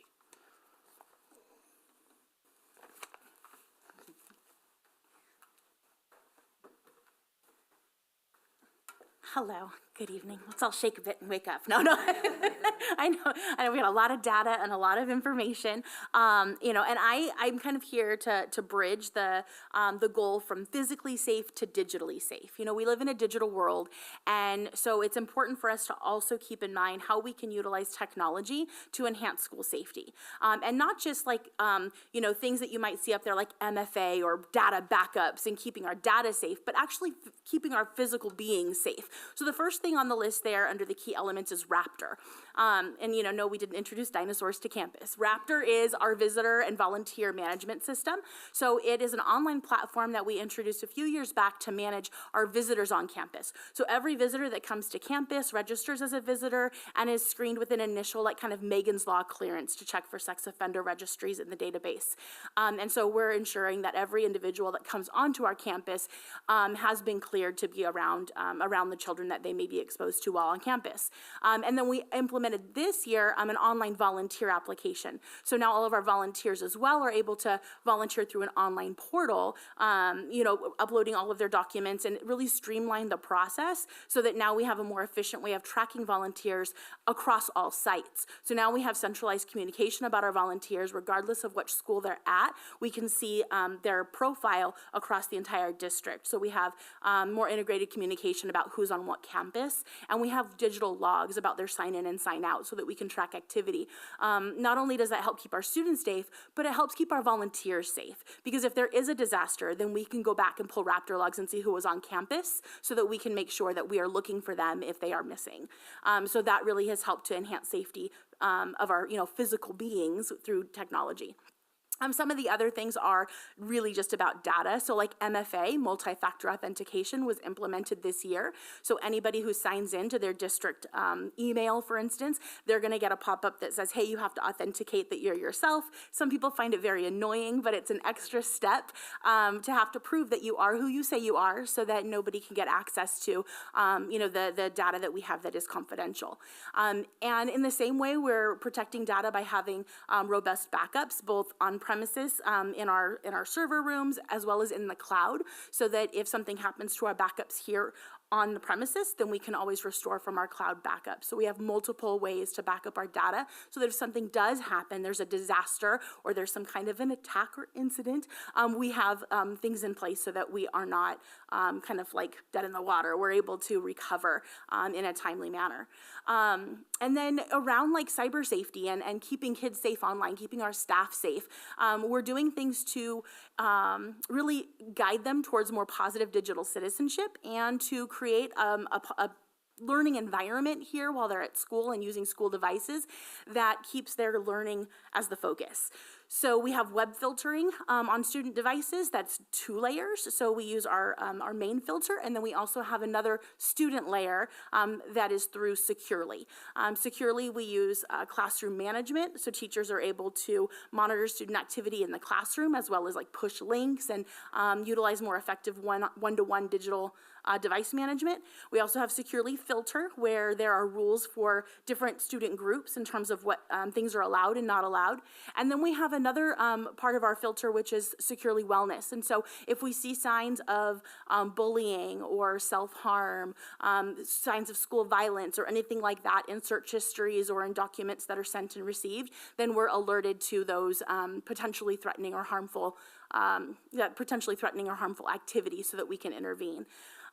That's actually been a really important thing for us in a few cases, so that we've been able to provide students with assistance when they need it. We did a phone system refresh, so we went from using Cisco phones to using Zoom phone, and that's provided us with enhanced capabilities so that we can take calls not just on our desk phones, but also on computers or on cell phones. So any web-enabled device is going to be able to act as a desk phone. So that provides us with a little bit more flexibility, so that if we do have any internet issues or power issues on campus, we still have lines of communication open through the district phone lines. And then we've allocated money towards generalized equipment maintenance and service contracts to make sure that all of our equipment is running optimally, so that we're not worried about things falling out of date or things not being patched in time. So some of the funding from our LCAP is also going towards that equipment maintenance to make sure that all of our equipment is in good working order.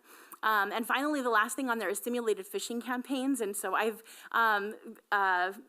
I think people are afraid of emails from me now because they always think that I'm trying to catch them. I've sent fake Starbucks cards, and I've sent all kinds of like fake emails through this, a program called Red Herring. And so it's a very basic program, but basically it's training users. If you get a fishy email and you click the link, then you'll just fall on a landing page, usually with a funny video or a little quiz that just says, hey, cybersecurity is everyone's responsibility. And right now, the target audience is our staff. Anybody who has a district email and is an adult is receiving these training simulated phishing exercise emails just to raise awareness. And it's a simple thing to do. When we first implemented it, we had a lot of clicks on those bad links. Now, not so many. So it is effective. It's a very simple thing that we've implemented that is ongoing, but has really increased the digital safety of our schools. So that's, I think, all I have in regard to that. And I will turn it back over to Sarah Naharro, who will continue. We're not done yet. You guys ready for the good part? There's more. Wait, there's more. But wait. For only 99 cents, you get more. Here we go. There's a response trailer. What I got is better than a response trailer. Sorry. All right. Trying to get you guys ready for this. I know. I do get a little too excited. I live the dashboard. Okay. Sorry. Okay, so let's talk about the dashboard. In order to understand everything that goes into this mid-year update in the LCAP, it all comes down to the dashboard. And just a little history, because some of you might be new to it. The dashboard started in 2017, and it was really created for a holistic view of school and district performance across multiple measures. Thank you. Although I usually sound raspy, it's raspier than normal. And you'll see on the dashboard that there are state measures and local measures. So your state measures are the ones that are with the colorful gas gauges, and then there's the 5 local measures that have just the bars. Today, I'm going to focus on the updating you with all of the state measures. The local measures, I'll share more detail about in June. So remember at the beginning, I said there's more in June. That's part of June. So I'll share about that later.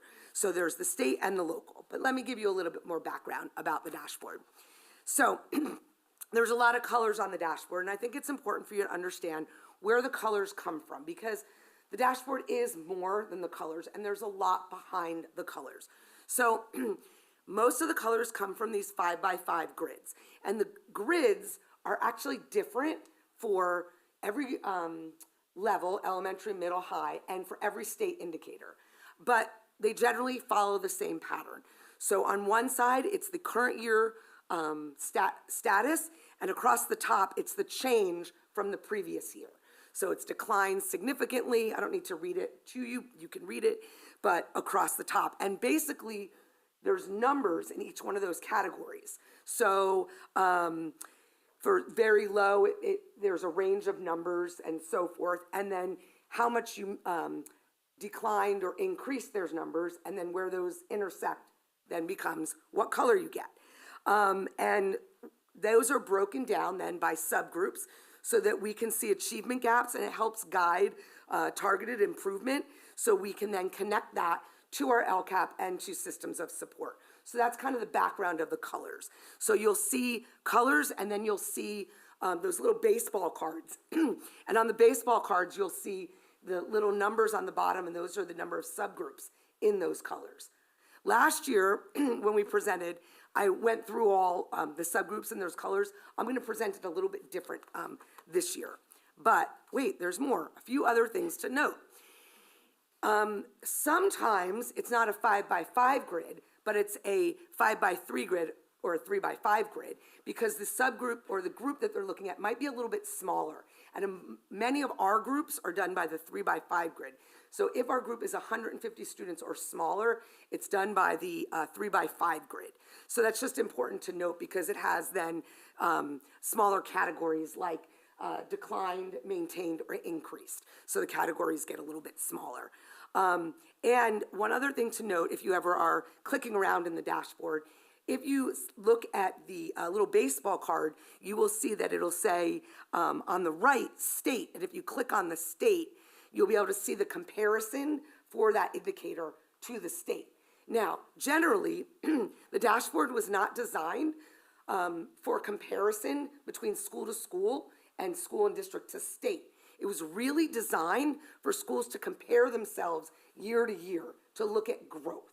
And that was the whole model of the dashboard. It was never to compare themselves, oh, this school's on green and this school's on blue. It was really all about that change model. However, there are times we really do want to just gauge ourselves to see how are we doing in reference to the state. And that's where you can find that.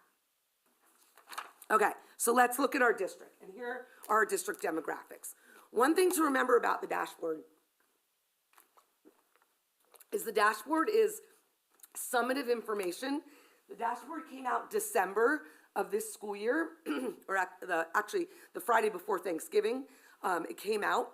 It's late data. It's all based on 23-24 school year. So this data that you're looking at was Seabed's Day, October 2023. Seabed's Day or Census Day is the first Wednesday of October. So the demographics you're seeing is a year old. However, I can tell you I looked at our Census Day data for this year, and it's not that much difference. The only difference is our socioeconomic disadvantaged group, which is the SED group, which is 32.4%. This year is down to 27%. Over a couple years, the year before, it was 10% higher. So we've gone from about 42 to 32 to about 27%. So that group is decreasing. But you'll see some of the major groups. Our EL group is 6.1%, and our Foster group is about 0.3%. So those are one of the groups that are in that 3x5 grid, because they're a smaller group. So let me talk about our academic performance. And this is a different chart than I showed you in the previous years.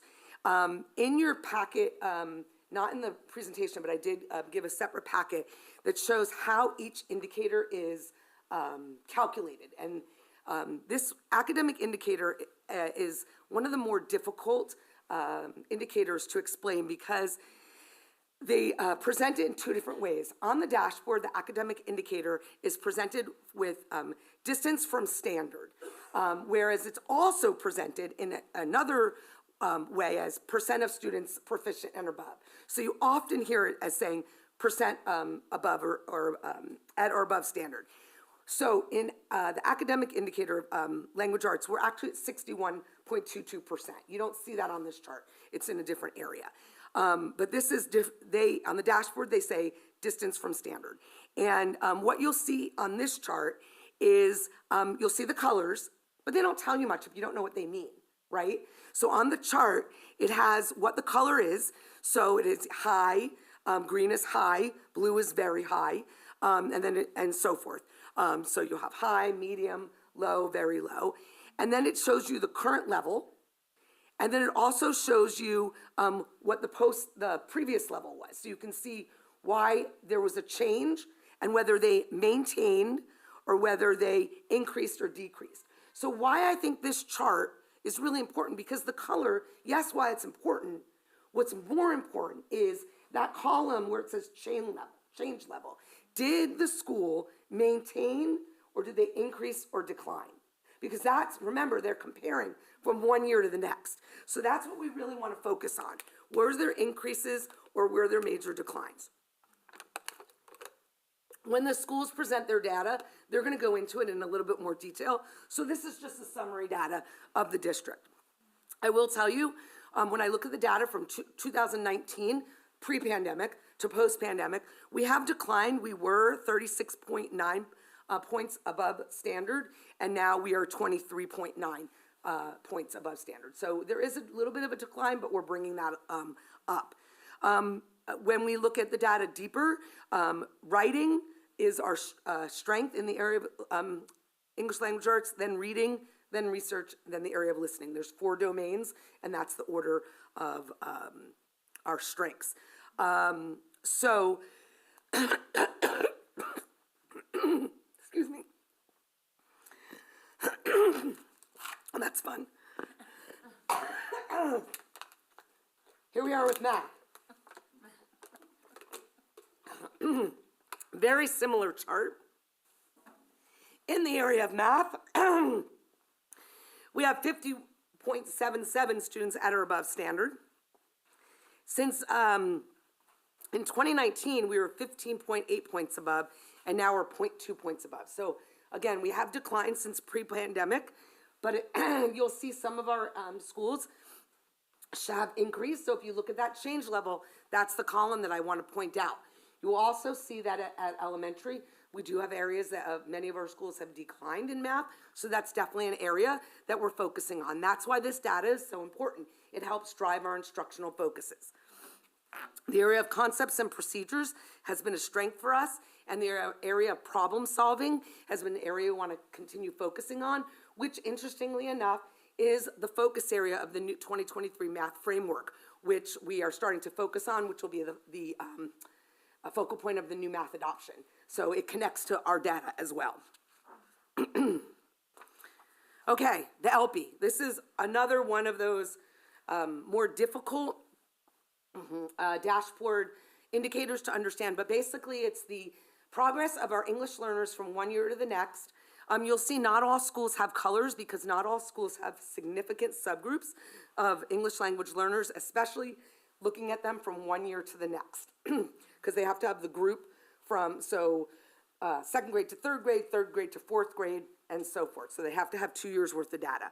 Although we decreased a little bit from the year before, from 2019, we were in 50%.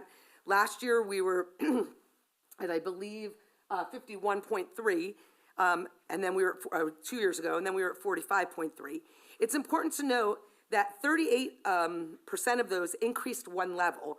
7.3 maintained at a level 4, which is the highest level, so they didn't decrease, and 29.6 maintained at other levels. So they didn't increase, but they maintained, so that's an important thing.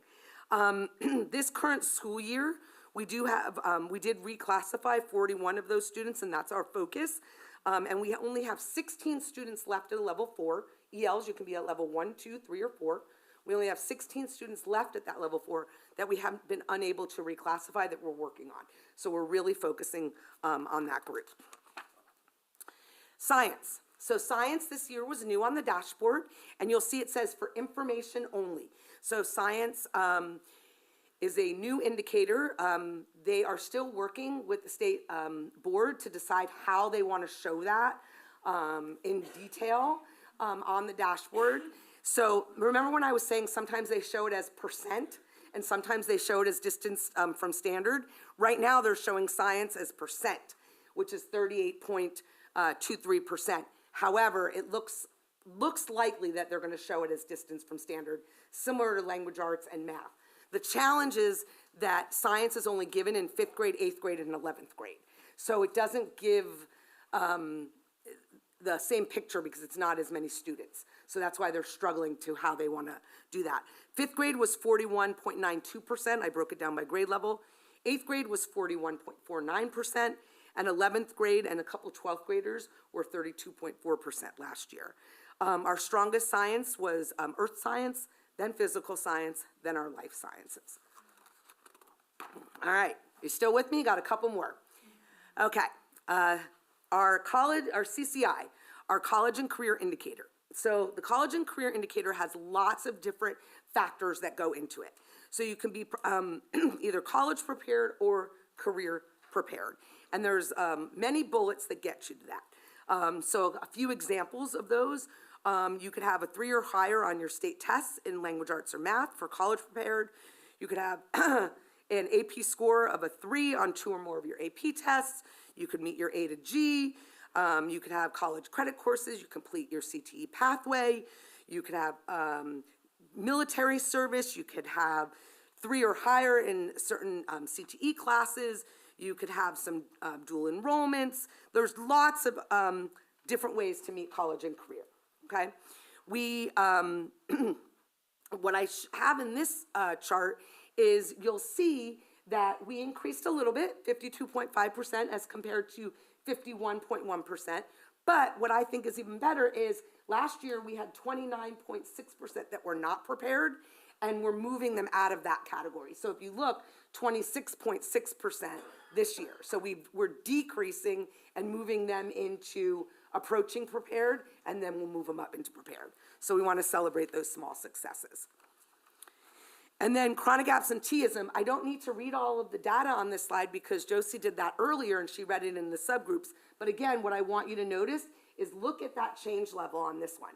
Not so much the colors, but if you look at that change level, every single one of them says decline significantly, except Sellers says decline, but look where they were. They didn't have as much to change. So that's the important part when you look at chronic absenteeism. Also, one of the things to note about chronic absenteeism is it's only for elementary and middle school. It's not an indicator for the high schools. Currently, we're at 9.7%. Okay, suspension rate.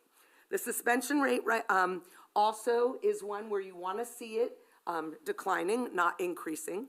And again, you'll see on the chart, we have our change level, we have our current rates, and then all the way on the end, oops, it's cutting off there, but you have your last year's rate, and you'll see that we have some schools where it did increase, so we definitely want to look at that and look what we're doing in those areas.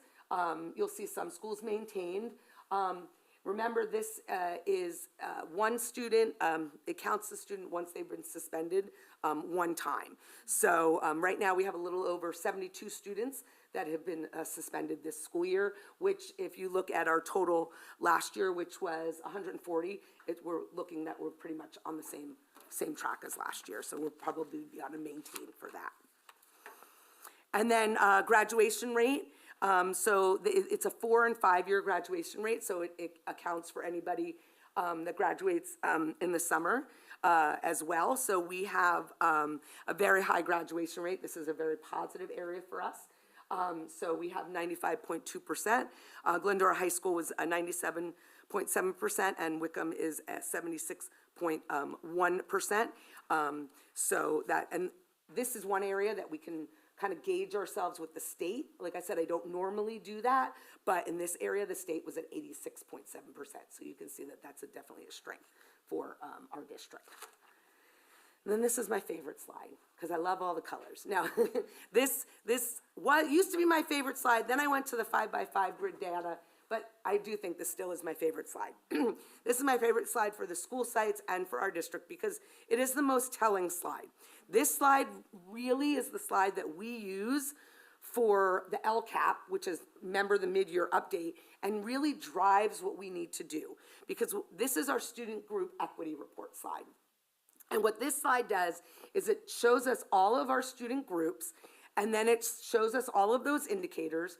Now, in this slide, I didn't give you all the numbers, it's just the colors, but it shows you which groups we really need to focus on. And I can tell, you guys can look at it and know exactly which groups we need to focus on just by looking at the colors. And it's really our newest subgroup, which is our long-term English learners. You can see they're red all the way across the board. This is the 14th subgroup. It's the newest group on the dashboard. It was not there last year. It is there this year. LTELs have a new definition. There's actually two definitions for LTELs. There's an ed code definition, because they never want to make it easy, right? There's an ed code definition, and there's a dashboard definition. A dashboard definition is a long-term English learner, basically 7 years. So you're not going to have LTELs at the elementary schools. You're going to have them at the middle schools and high schools.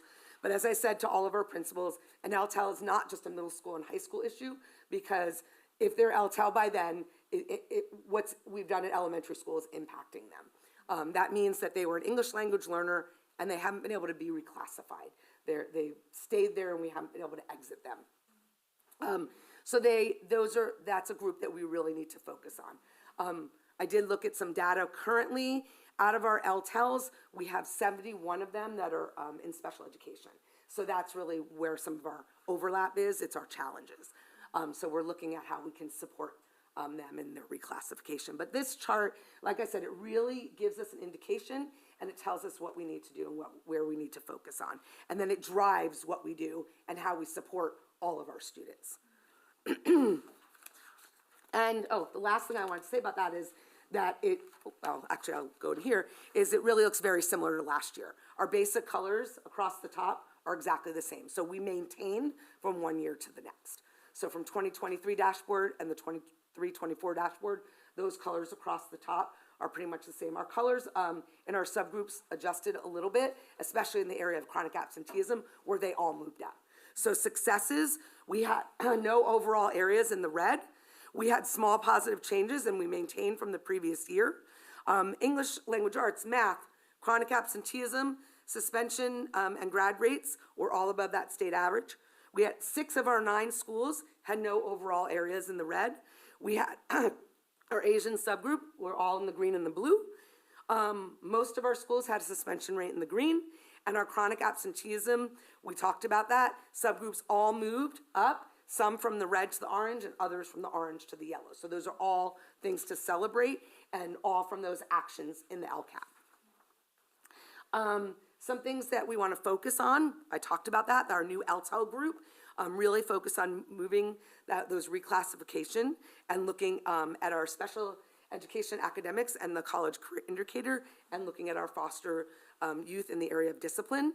We want to keep focusing on attendance, because we're making some great strides in that area, and continuing our supports for our Title I schools. And we are continuing in differentiated assistance. Differentiated assistance is not a status or a label that LEAs enter, but it is a type of support that is rooted in continuous improvement. We were in differentiated assistance last year because our SPED was in the lowest categories in college and career indicator and chronic absenteeism. We would have exited because they did move up. Our special education did move out of those lowest categories in CCI and chronic absenteeism. But this year, because our LTELs were in those red, in those 4 areas, if you're in 2 or more areas, if you have a subgroup in 2 or more areas, you remain in differentiated assistance. And again, that's a level of support. So LACO, our Los Angeles County Office of Education, provides us additional assistance in ways that we can support our subgroups in moving them through those categories. So, again, how is that all connected? Like we talked about, the dashboard is published. We talked about systems of support. We connect it to our LCAP. We continue to improve, and we keep looking at data, and we make this circle. So you get us now, you get us in June, and we keep working and keep that data going. So we'll be back with much more. But we're not done yet. There's just one more piece that connects to that, and I'm gonna turn it over to Ms. Walzak to talk about the last piece that we are required to talk about, which is the money piece. All right. Thank you, Dr. Naharro. So just to recap the 2024-25 LCAP budget as well as the estimated expenditures. So for goal 1, we budgeted $5,662,571, and we're estimating that our expenditures for through the end of June would be $5,625,898. Goal 2, student attendance and engagement, budget is $3,615,535. We're estimating expenditures to be $3,635,000. For goal 3, family and community engagement, our budget is $19,000 and we're estimating expenditures to be $42,490. And then goal 4, safe schools, budget is $790,508 and estimated expenditures is $710,200. Can you click one? And then just a little bar graph showing the budget versus the estimated expenditures. So we just had our first interim and our second interim is approaching, which is basically covering the period of July 1st, 2024 through January 31st, 2025. And so we're meeting with school sites as well as department directors. And so we can discuss more how we can align our expenditures with the budget. So if there's any additional allocations, we want to make sure we spend those accordingly based on our LCAP goals and expenditures. And that's all we got for you, folks. We did our best we could. Sorry Dr. Prince couldn't be here to enjoy it. That's okay, thank you, Dr. Naharro. Do you have any questions? Yeah, Or any is there anything questions else from we the can do board? for you?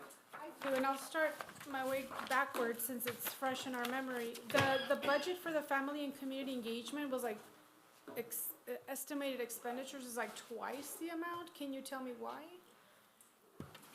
Like budgeted versus. So budgeted, I believe there were for example, the cooking events at Sandberg, those were not originally in the plan. But those were with grants, right? That's how Yes. they were funded. Okay. So those were funded, so we wanted to include that, so that's why that has an increase. Okay. I think that's, everything else is probably gonna be very specific questions that I'll probably reach out to Dr. DeGrazia and get those clarified. Thank you. Thank you so much for this presentation. I know this takes a lot of work and it's 9 o'clock, so thank you for sticking it out with us. Thank you. Any other comments? I have some questions. The community newsletter that goes out quarterly, how is that distributed to the community?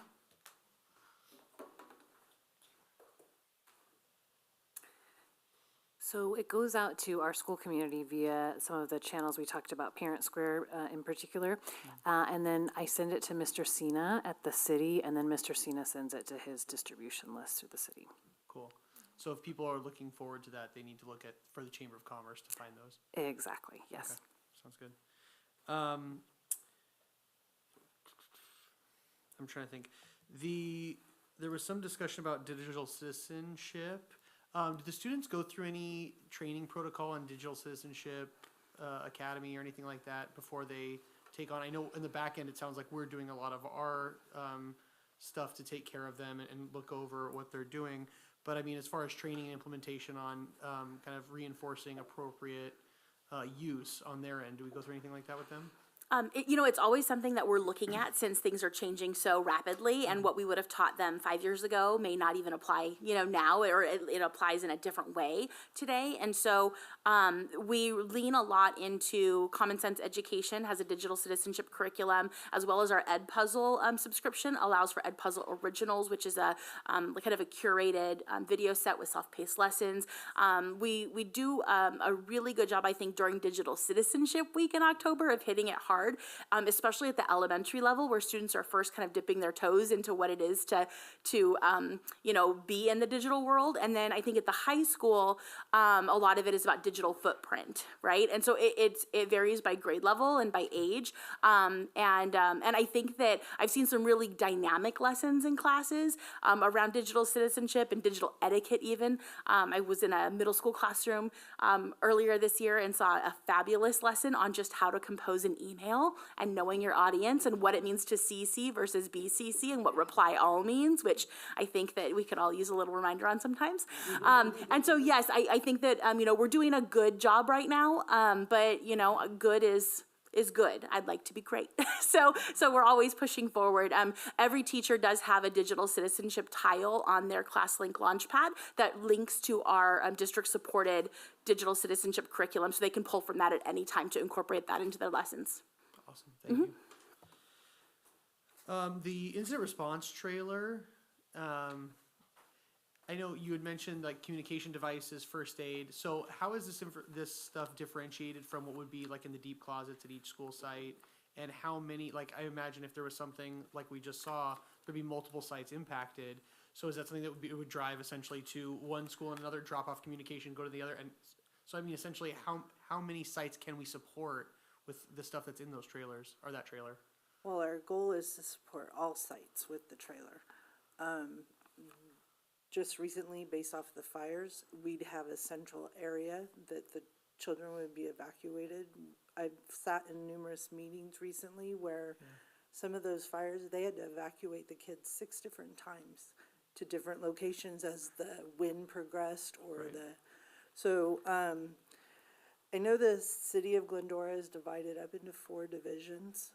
Depending where a fire could break out would depend on where the division or where we could possibly park the trailer to get the kids reunited with their parents. But ultimately, we're building the supplies right now, but ultimately it would be to service all of our sites at one time. I'll just add to that. It's meant to be a redundancy factor. So our deep ends have supplies at all of our school sites to protect the kids there.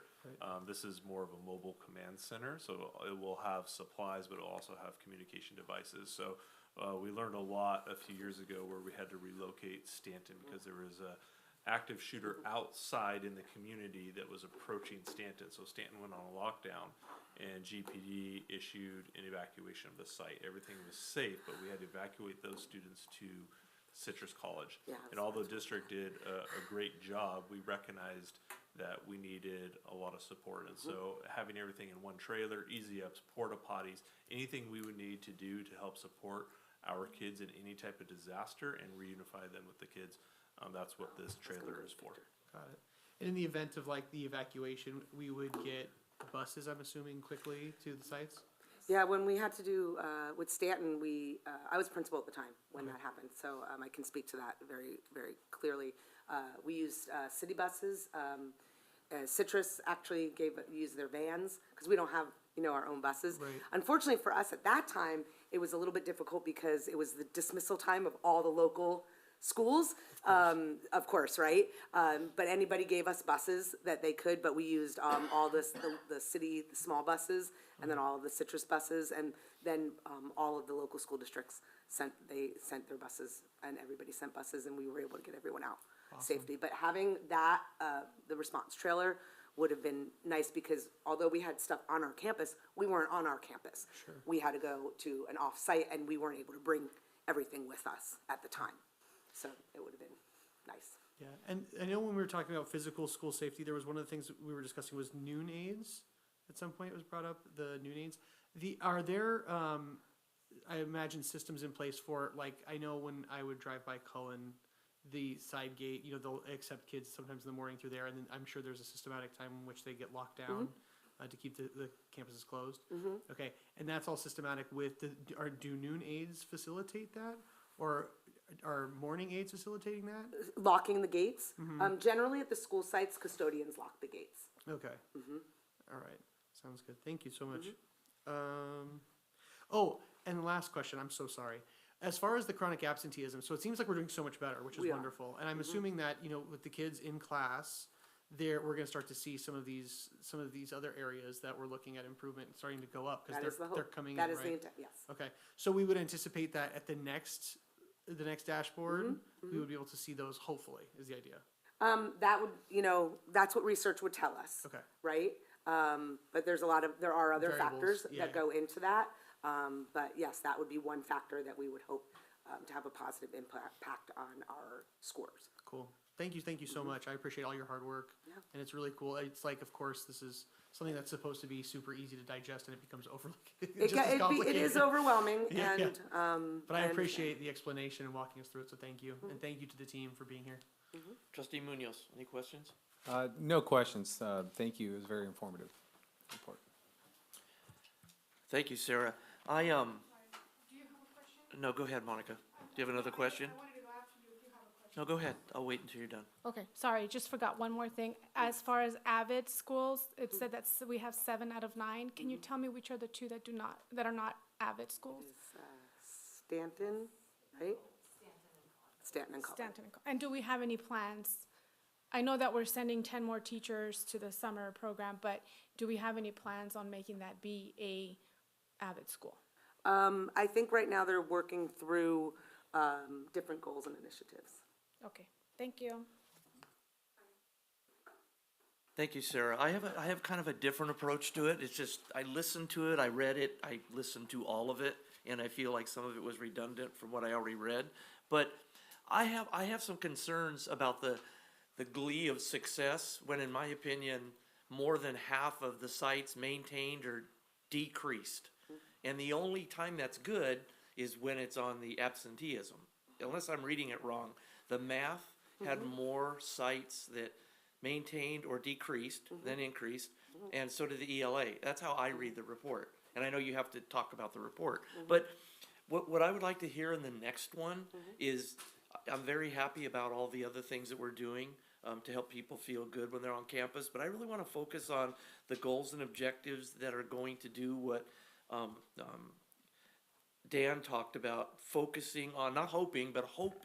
I want to see those maintains increase, and I want to see the decreased maintained, at least, like move up. Yep. And when you're presenting it, and you did a great job, I don't feel that same, like when you're saying, oh, it decreased, but in that decrease, this and this happened.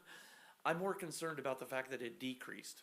And so I don't know if you could speak to it. Like, I don't know how the academic world judges itself, but is it okay to have, like, is there any consequences or administrative stuff of having decreases and maintains versus increases? Or is this just a report and we receive it and file it and then move on? No, we don't just receive it and file it and move on. We use it to guide and make changes and adjustments in instruction.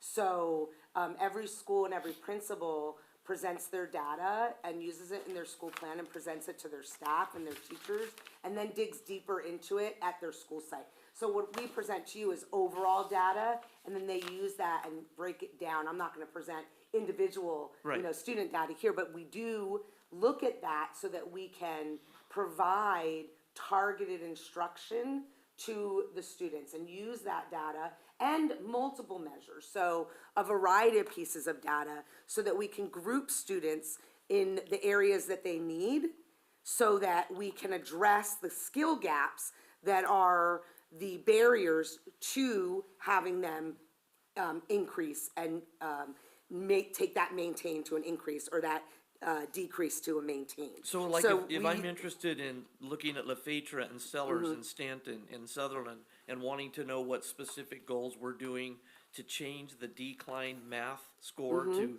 at least maintain or increase, I could meet with Dominic and you, and then you could walk, I don't have to do it tonight, but you can walk me through that, because I don't see the connection with some of the other things you reported. It doesn't mean it's not there. Right. I just didn't see that connection being as critical as like a math program or something else, and maybe that'll come up in the June report, I don't know. Yeah. But I can give you one example. Our math intervention teachers, at the sites, the different programs that they use and how they group the students, is one of the examples of how we're targeting math at the different sites. So each site will look at their data And then, like I said, we can go in and look at those claim areas per student. So there's the concepts and procedures, the problem solving. We can look at those per student, and then we can look at other measures of data. We have STAR Math that we can look at, and then we can look at their unit assessments. And our intervention teachers have a few other assessments that they'll do universal screenings of all the students, and then they can group the students according to that and pull students so that we can fill in those gaps. So this data is only one piece of the puzzle that the teachers and the interventionists are using to use for their instruction of the students. So it's only one piece of it, and then they Right. use that to But target their instruction. we've had those interventionists in place for a few years, Last year was the first year for that. and we went down, right? In We those did, four, yeah. we did, but remember, being the first year of a new program, you will often see that. Okay. Because you're juggling, and you're moving, and you're adjusting. All right, that's good to know, So, I didn't hear that. yeah. Okay. Often, when you first implement something in your first year, just like in the first year of a new adoption, like last year was our first year of a new science adoption, you'll often see scores dip before you'll see an increase. I just want to make sure I was reading it right, Yep. and I'll make an appointment to go over to answer the other questions, but thank you, Well, thank you so much. I know too, the dashboard will be covered with each site. Yep. When they do their presentation. That is correct. And so I think what I think President Clifford's really hitting on that makes sense is there are so many variables and so many data sets that you guys are looking at specifically for each individual school site, that it would be really nice when they do those to have each site administrator really hone down on why do we see these changes and what was happening specifically here. So I think that'll be the bigger part of the puzzle when we see that. I'm with not the as smart as sites. the rest of you guys, you know? We're doing it. Do we have Thank to you. do a vote on this, or just? Just receive and file? Okay, thank you. Thank you very much, and thanks for hanging in there with us.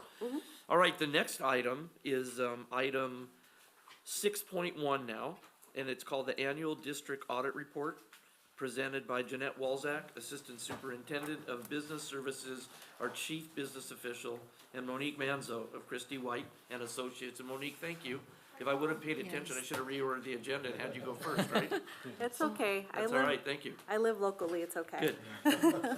Well, tonight, I'm pleased to introduce our district's external auditors, Christy White. Representing the firm is Ms. Monique Monzo, supervisor, who will present a summary of the 2023-24 audit for Glendora Unified School District. As part of our commitment to fiscal responsibility and transparency, an annual independent audit is conducted to make sure that we're in compliance with state and federal requirements and to assess the accuracy of the district's financial statements. Monique will provide an overview of the audit findings, including the opinion issued, key financial highlights, and any recommendations. Now, please welcome Ms. Monique Monzo. All right, so good evening, Superintendent DeGracia, Board of Trustees, and Cabinet. Again, my name is Monique Manzo, a supervisor with Christie White. So I'd like to start off with a little overview of the audit process and procedures and end with our audit opinions over the district's financial statements as well as federal and state compliance. So our audit covers a broad range of areas tested throughout the year. So during the interim phase, which occurs during the springtime, we're really focusing on internal controls and state compliance. We test the design and effectiveness of controls to prevent, detect, and correct misstatements over the district's financial processes, such as purchasing, cash disbursements, cash receipts, and payroll. So what we're doing here is we're selecting a sample of transactions from those fiscal processes and making sure those internal controls are in place. Next, with state compliance, we complete audit procedures published in the annual LEA State Audit Guide. This is updated annually. So it includes areas such as attendance, instructional minutes, instructional materials, LCAP, and Proposition 28, as mentioned earlier today. During 23-24 fiscal year, again, Proposition 28 and the Extended Learning Opportunities Program were new both at the district level and at the audit level. Because the district expended more than $750,000 in federal funds, we were required to complete a single audit. So here we're looking at the program's internal controls and program compliance. And for 23-24 fiscal year, we selected the Education Stabilization Fund program, which are your ESSER and GEAR funds, as well as the Child Nutrition Program. And then during the fall, after you all approve the unaudited actuals, we visit the district again, and here we're really focusing on those ending account balances as of June 30th. So again, confirming those ending cash balances, accounts receivable, accounts payable, capital assets, long-term debt, as well as revenues and expenditures received throughout the year or expended throughout the year. So throughout the audit process, district and us, the auditor, hold different responsibilities. The district is responsible for the design and implementation of internal controls over financial reporting, as well as the preparation and fair presentation of your financial statements. Our responsibility is to obtain reasonable assurance that the financial statements are free from material misstatement, as well as providing related audit opinions.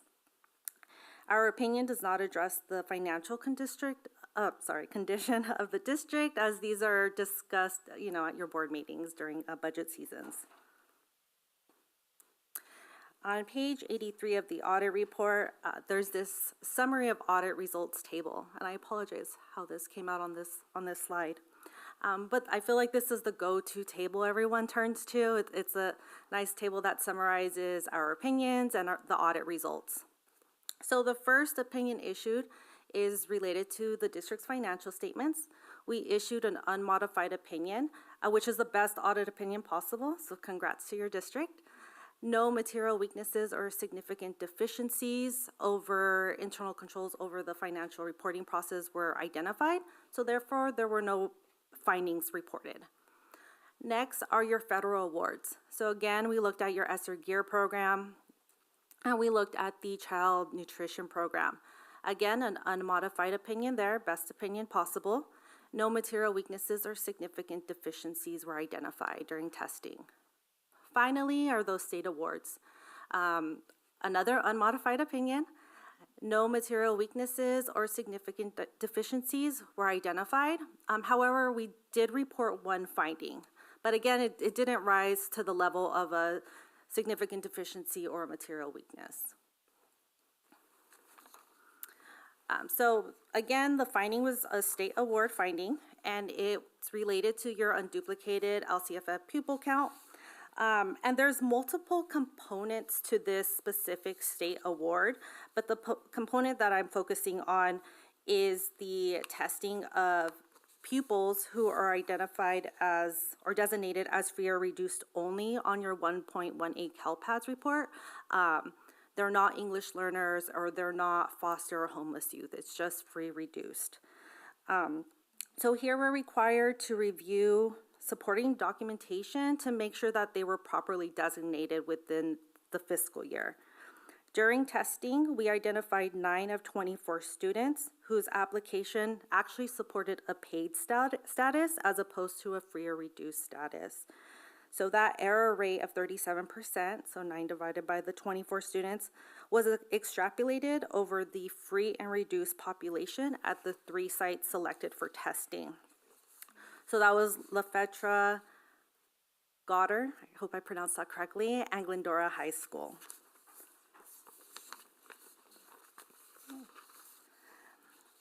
Okay, so when we extrapolated that error rate, it indicated a total of 88 students incorrectly classified. So how we came across, or how we calculated this question cost, we actually used the CDE penalty calculator, which uses different exhibits to help us with our calculation.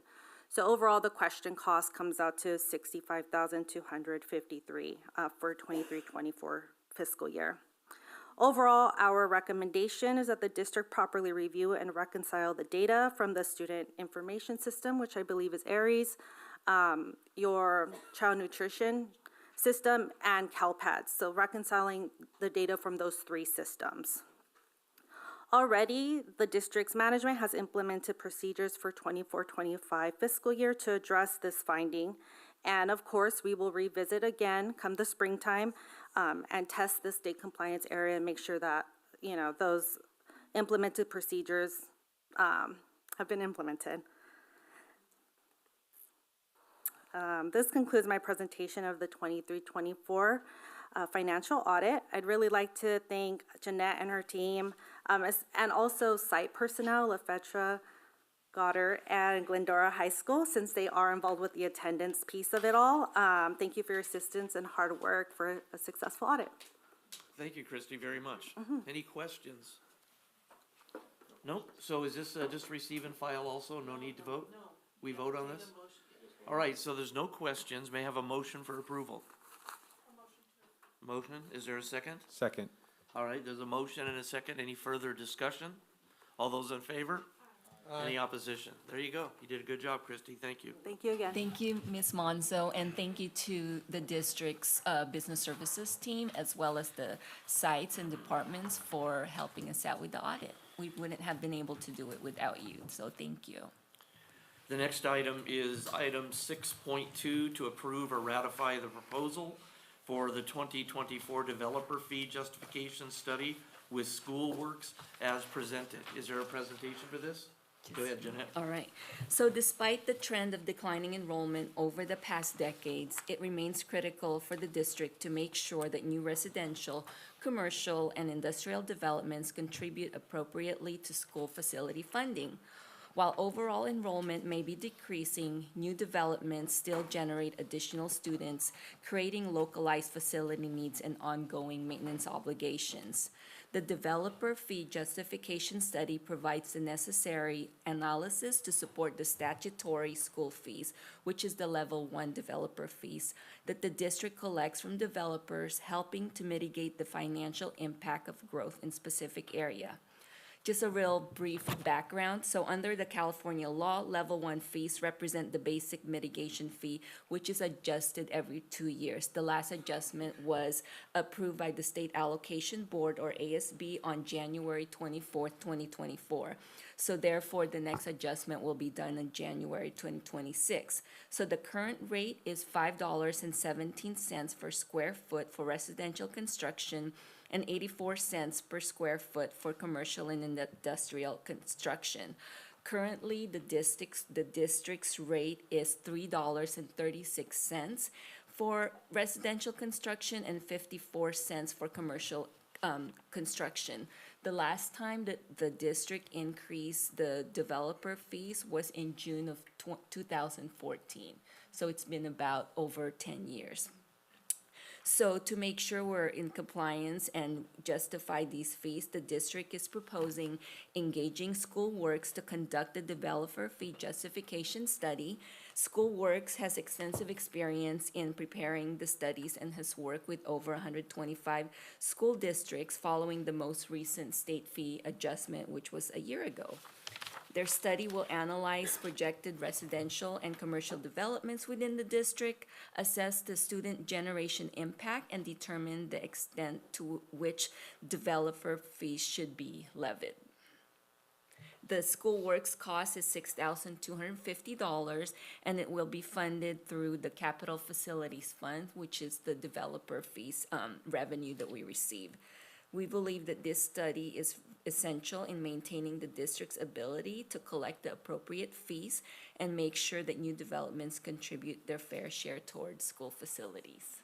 Thank you. Very much. I'll make a recommendation that the Board of Education approves the proposal for 2024 developer fee justification study with SchoolWorks as presented. Can I ask a quick question, actually? If you second it. Yeah, and then I'll second You'll that. second it, okay. So we have a motion and a second. Is there any discussion? So is there a reason that we have to go to study on this, or can we just appoint, like, as a board, go to and approve this increase? No, because we have to justify justify why we're increasing the cost. So the consultant, there's a lot of work that needs to be done that they're experts in that I don't think any of us will be able to provide. Sounds good. Yeah, I just want to justify to the community why we're spending this money to go ahead and move forward, so thank you. Yeah, thank you, Dr. Kim. Anything else? No.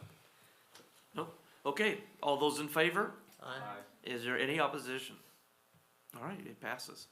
Thank you. The next item is the playground structure replacement contract to T.J. Jonka Construction Incorporated as presented. Is that That's you me also? again. Nice. Okay, so Glendora Unified School District is committed to enhancing the safety and accessibility of our playground by replacing aging equipment and improving surfacing at various elementary school sites.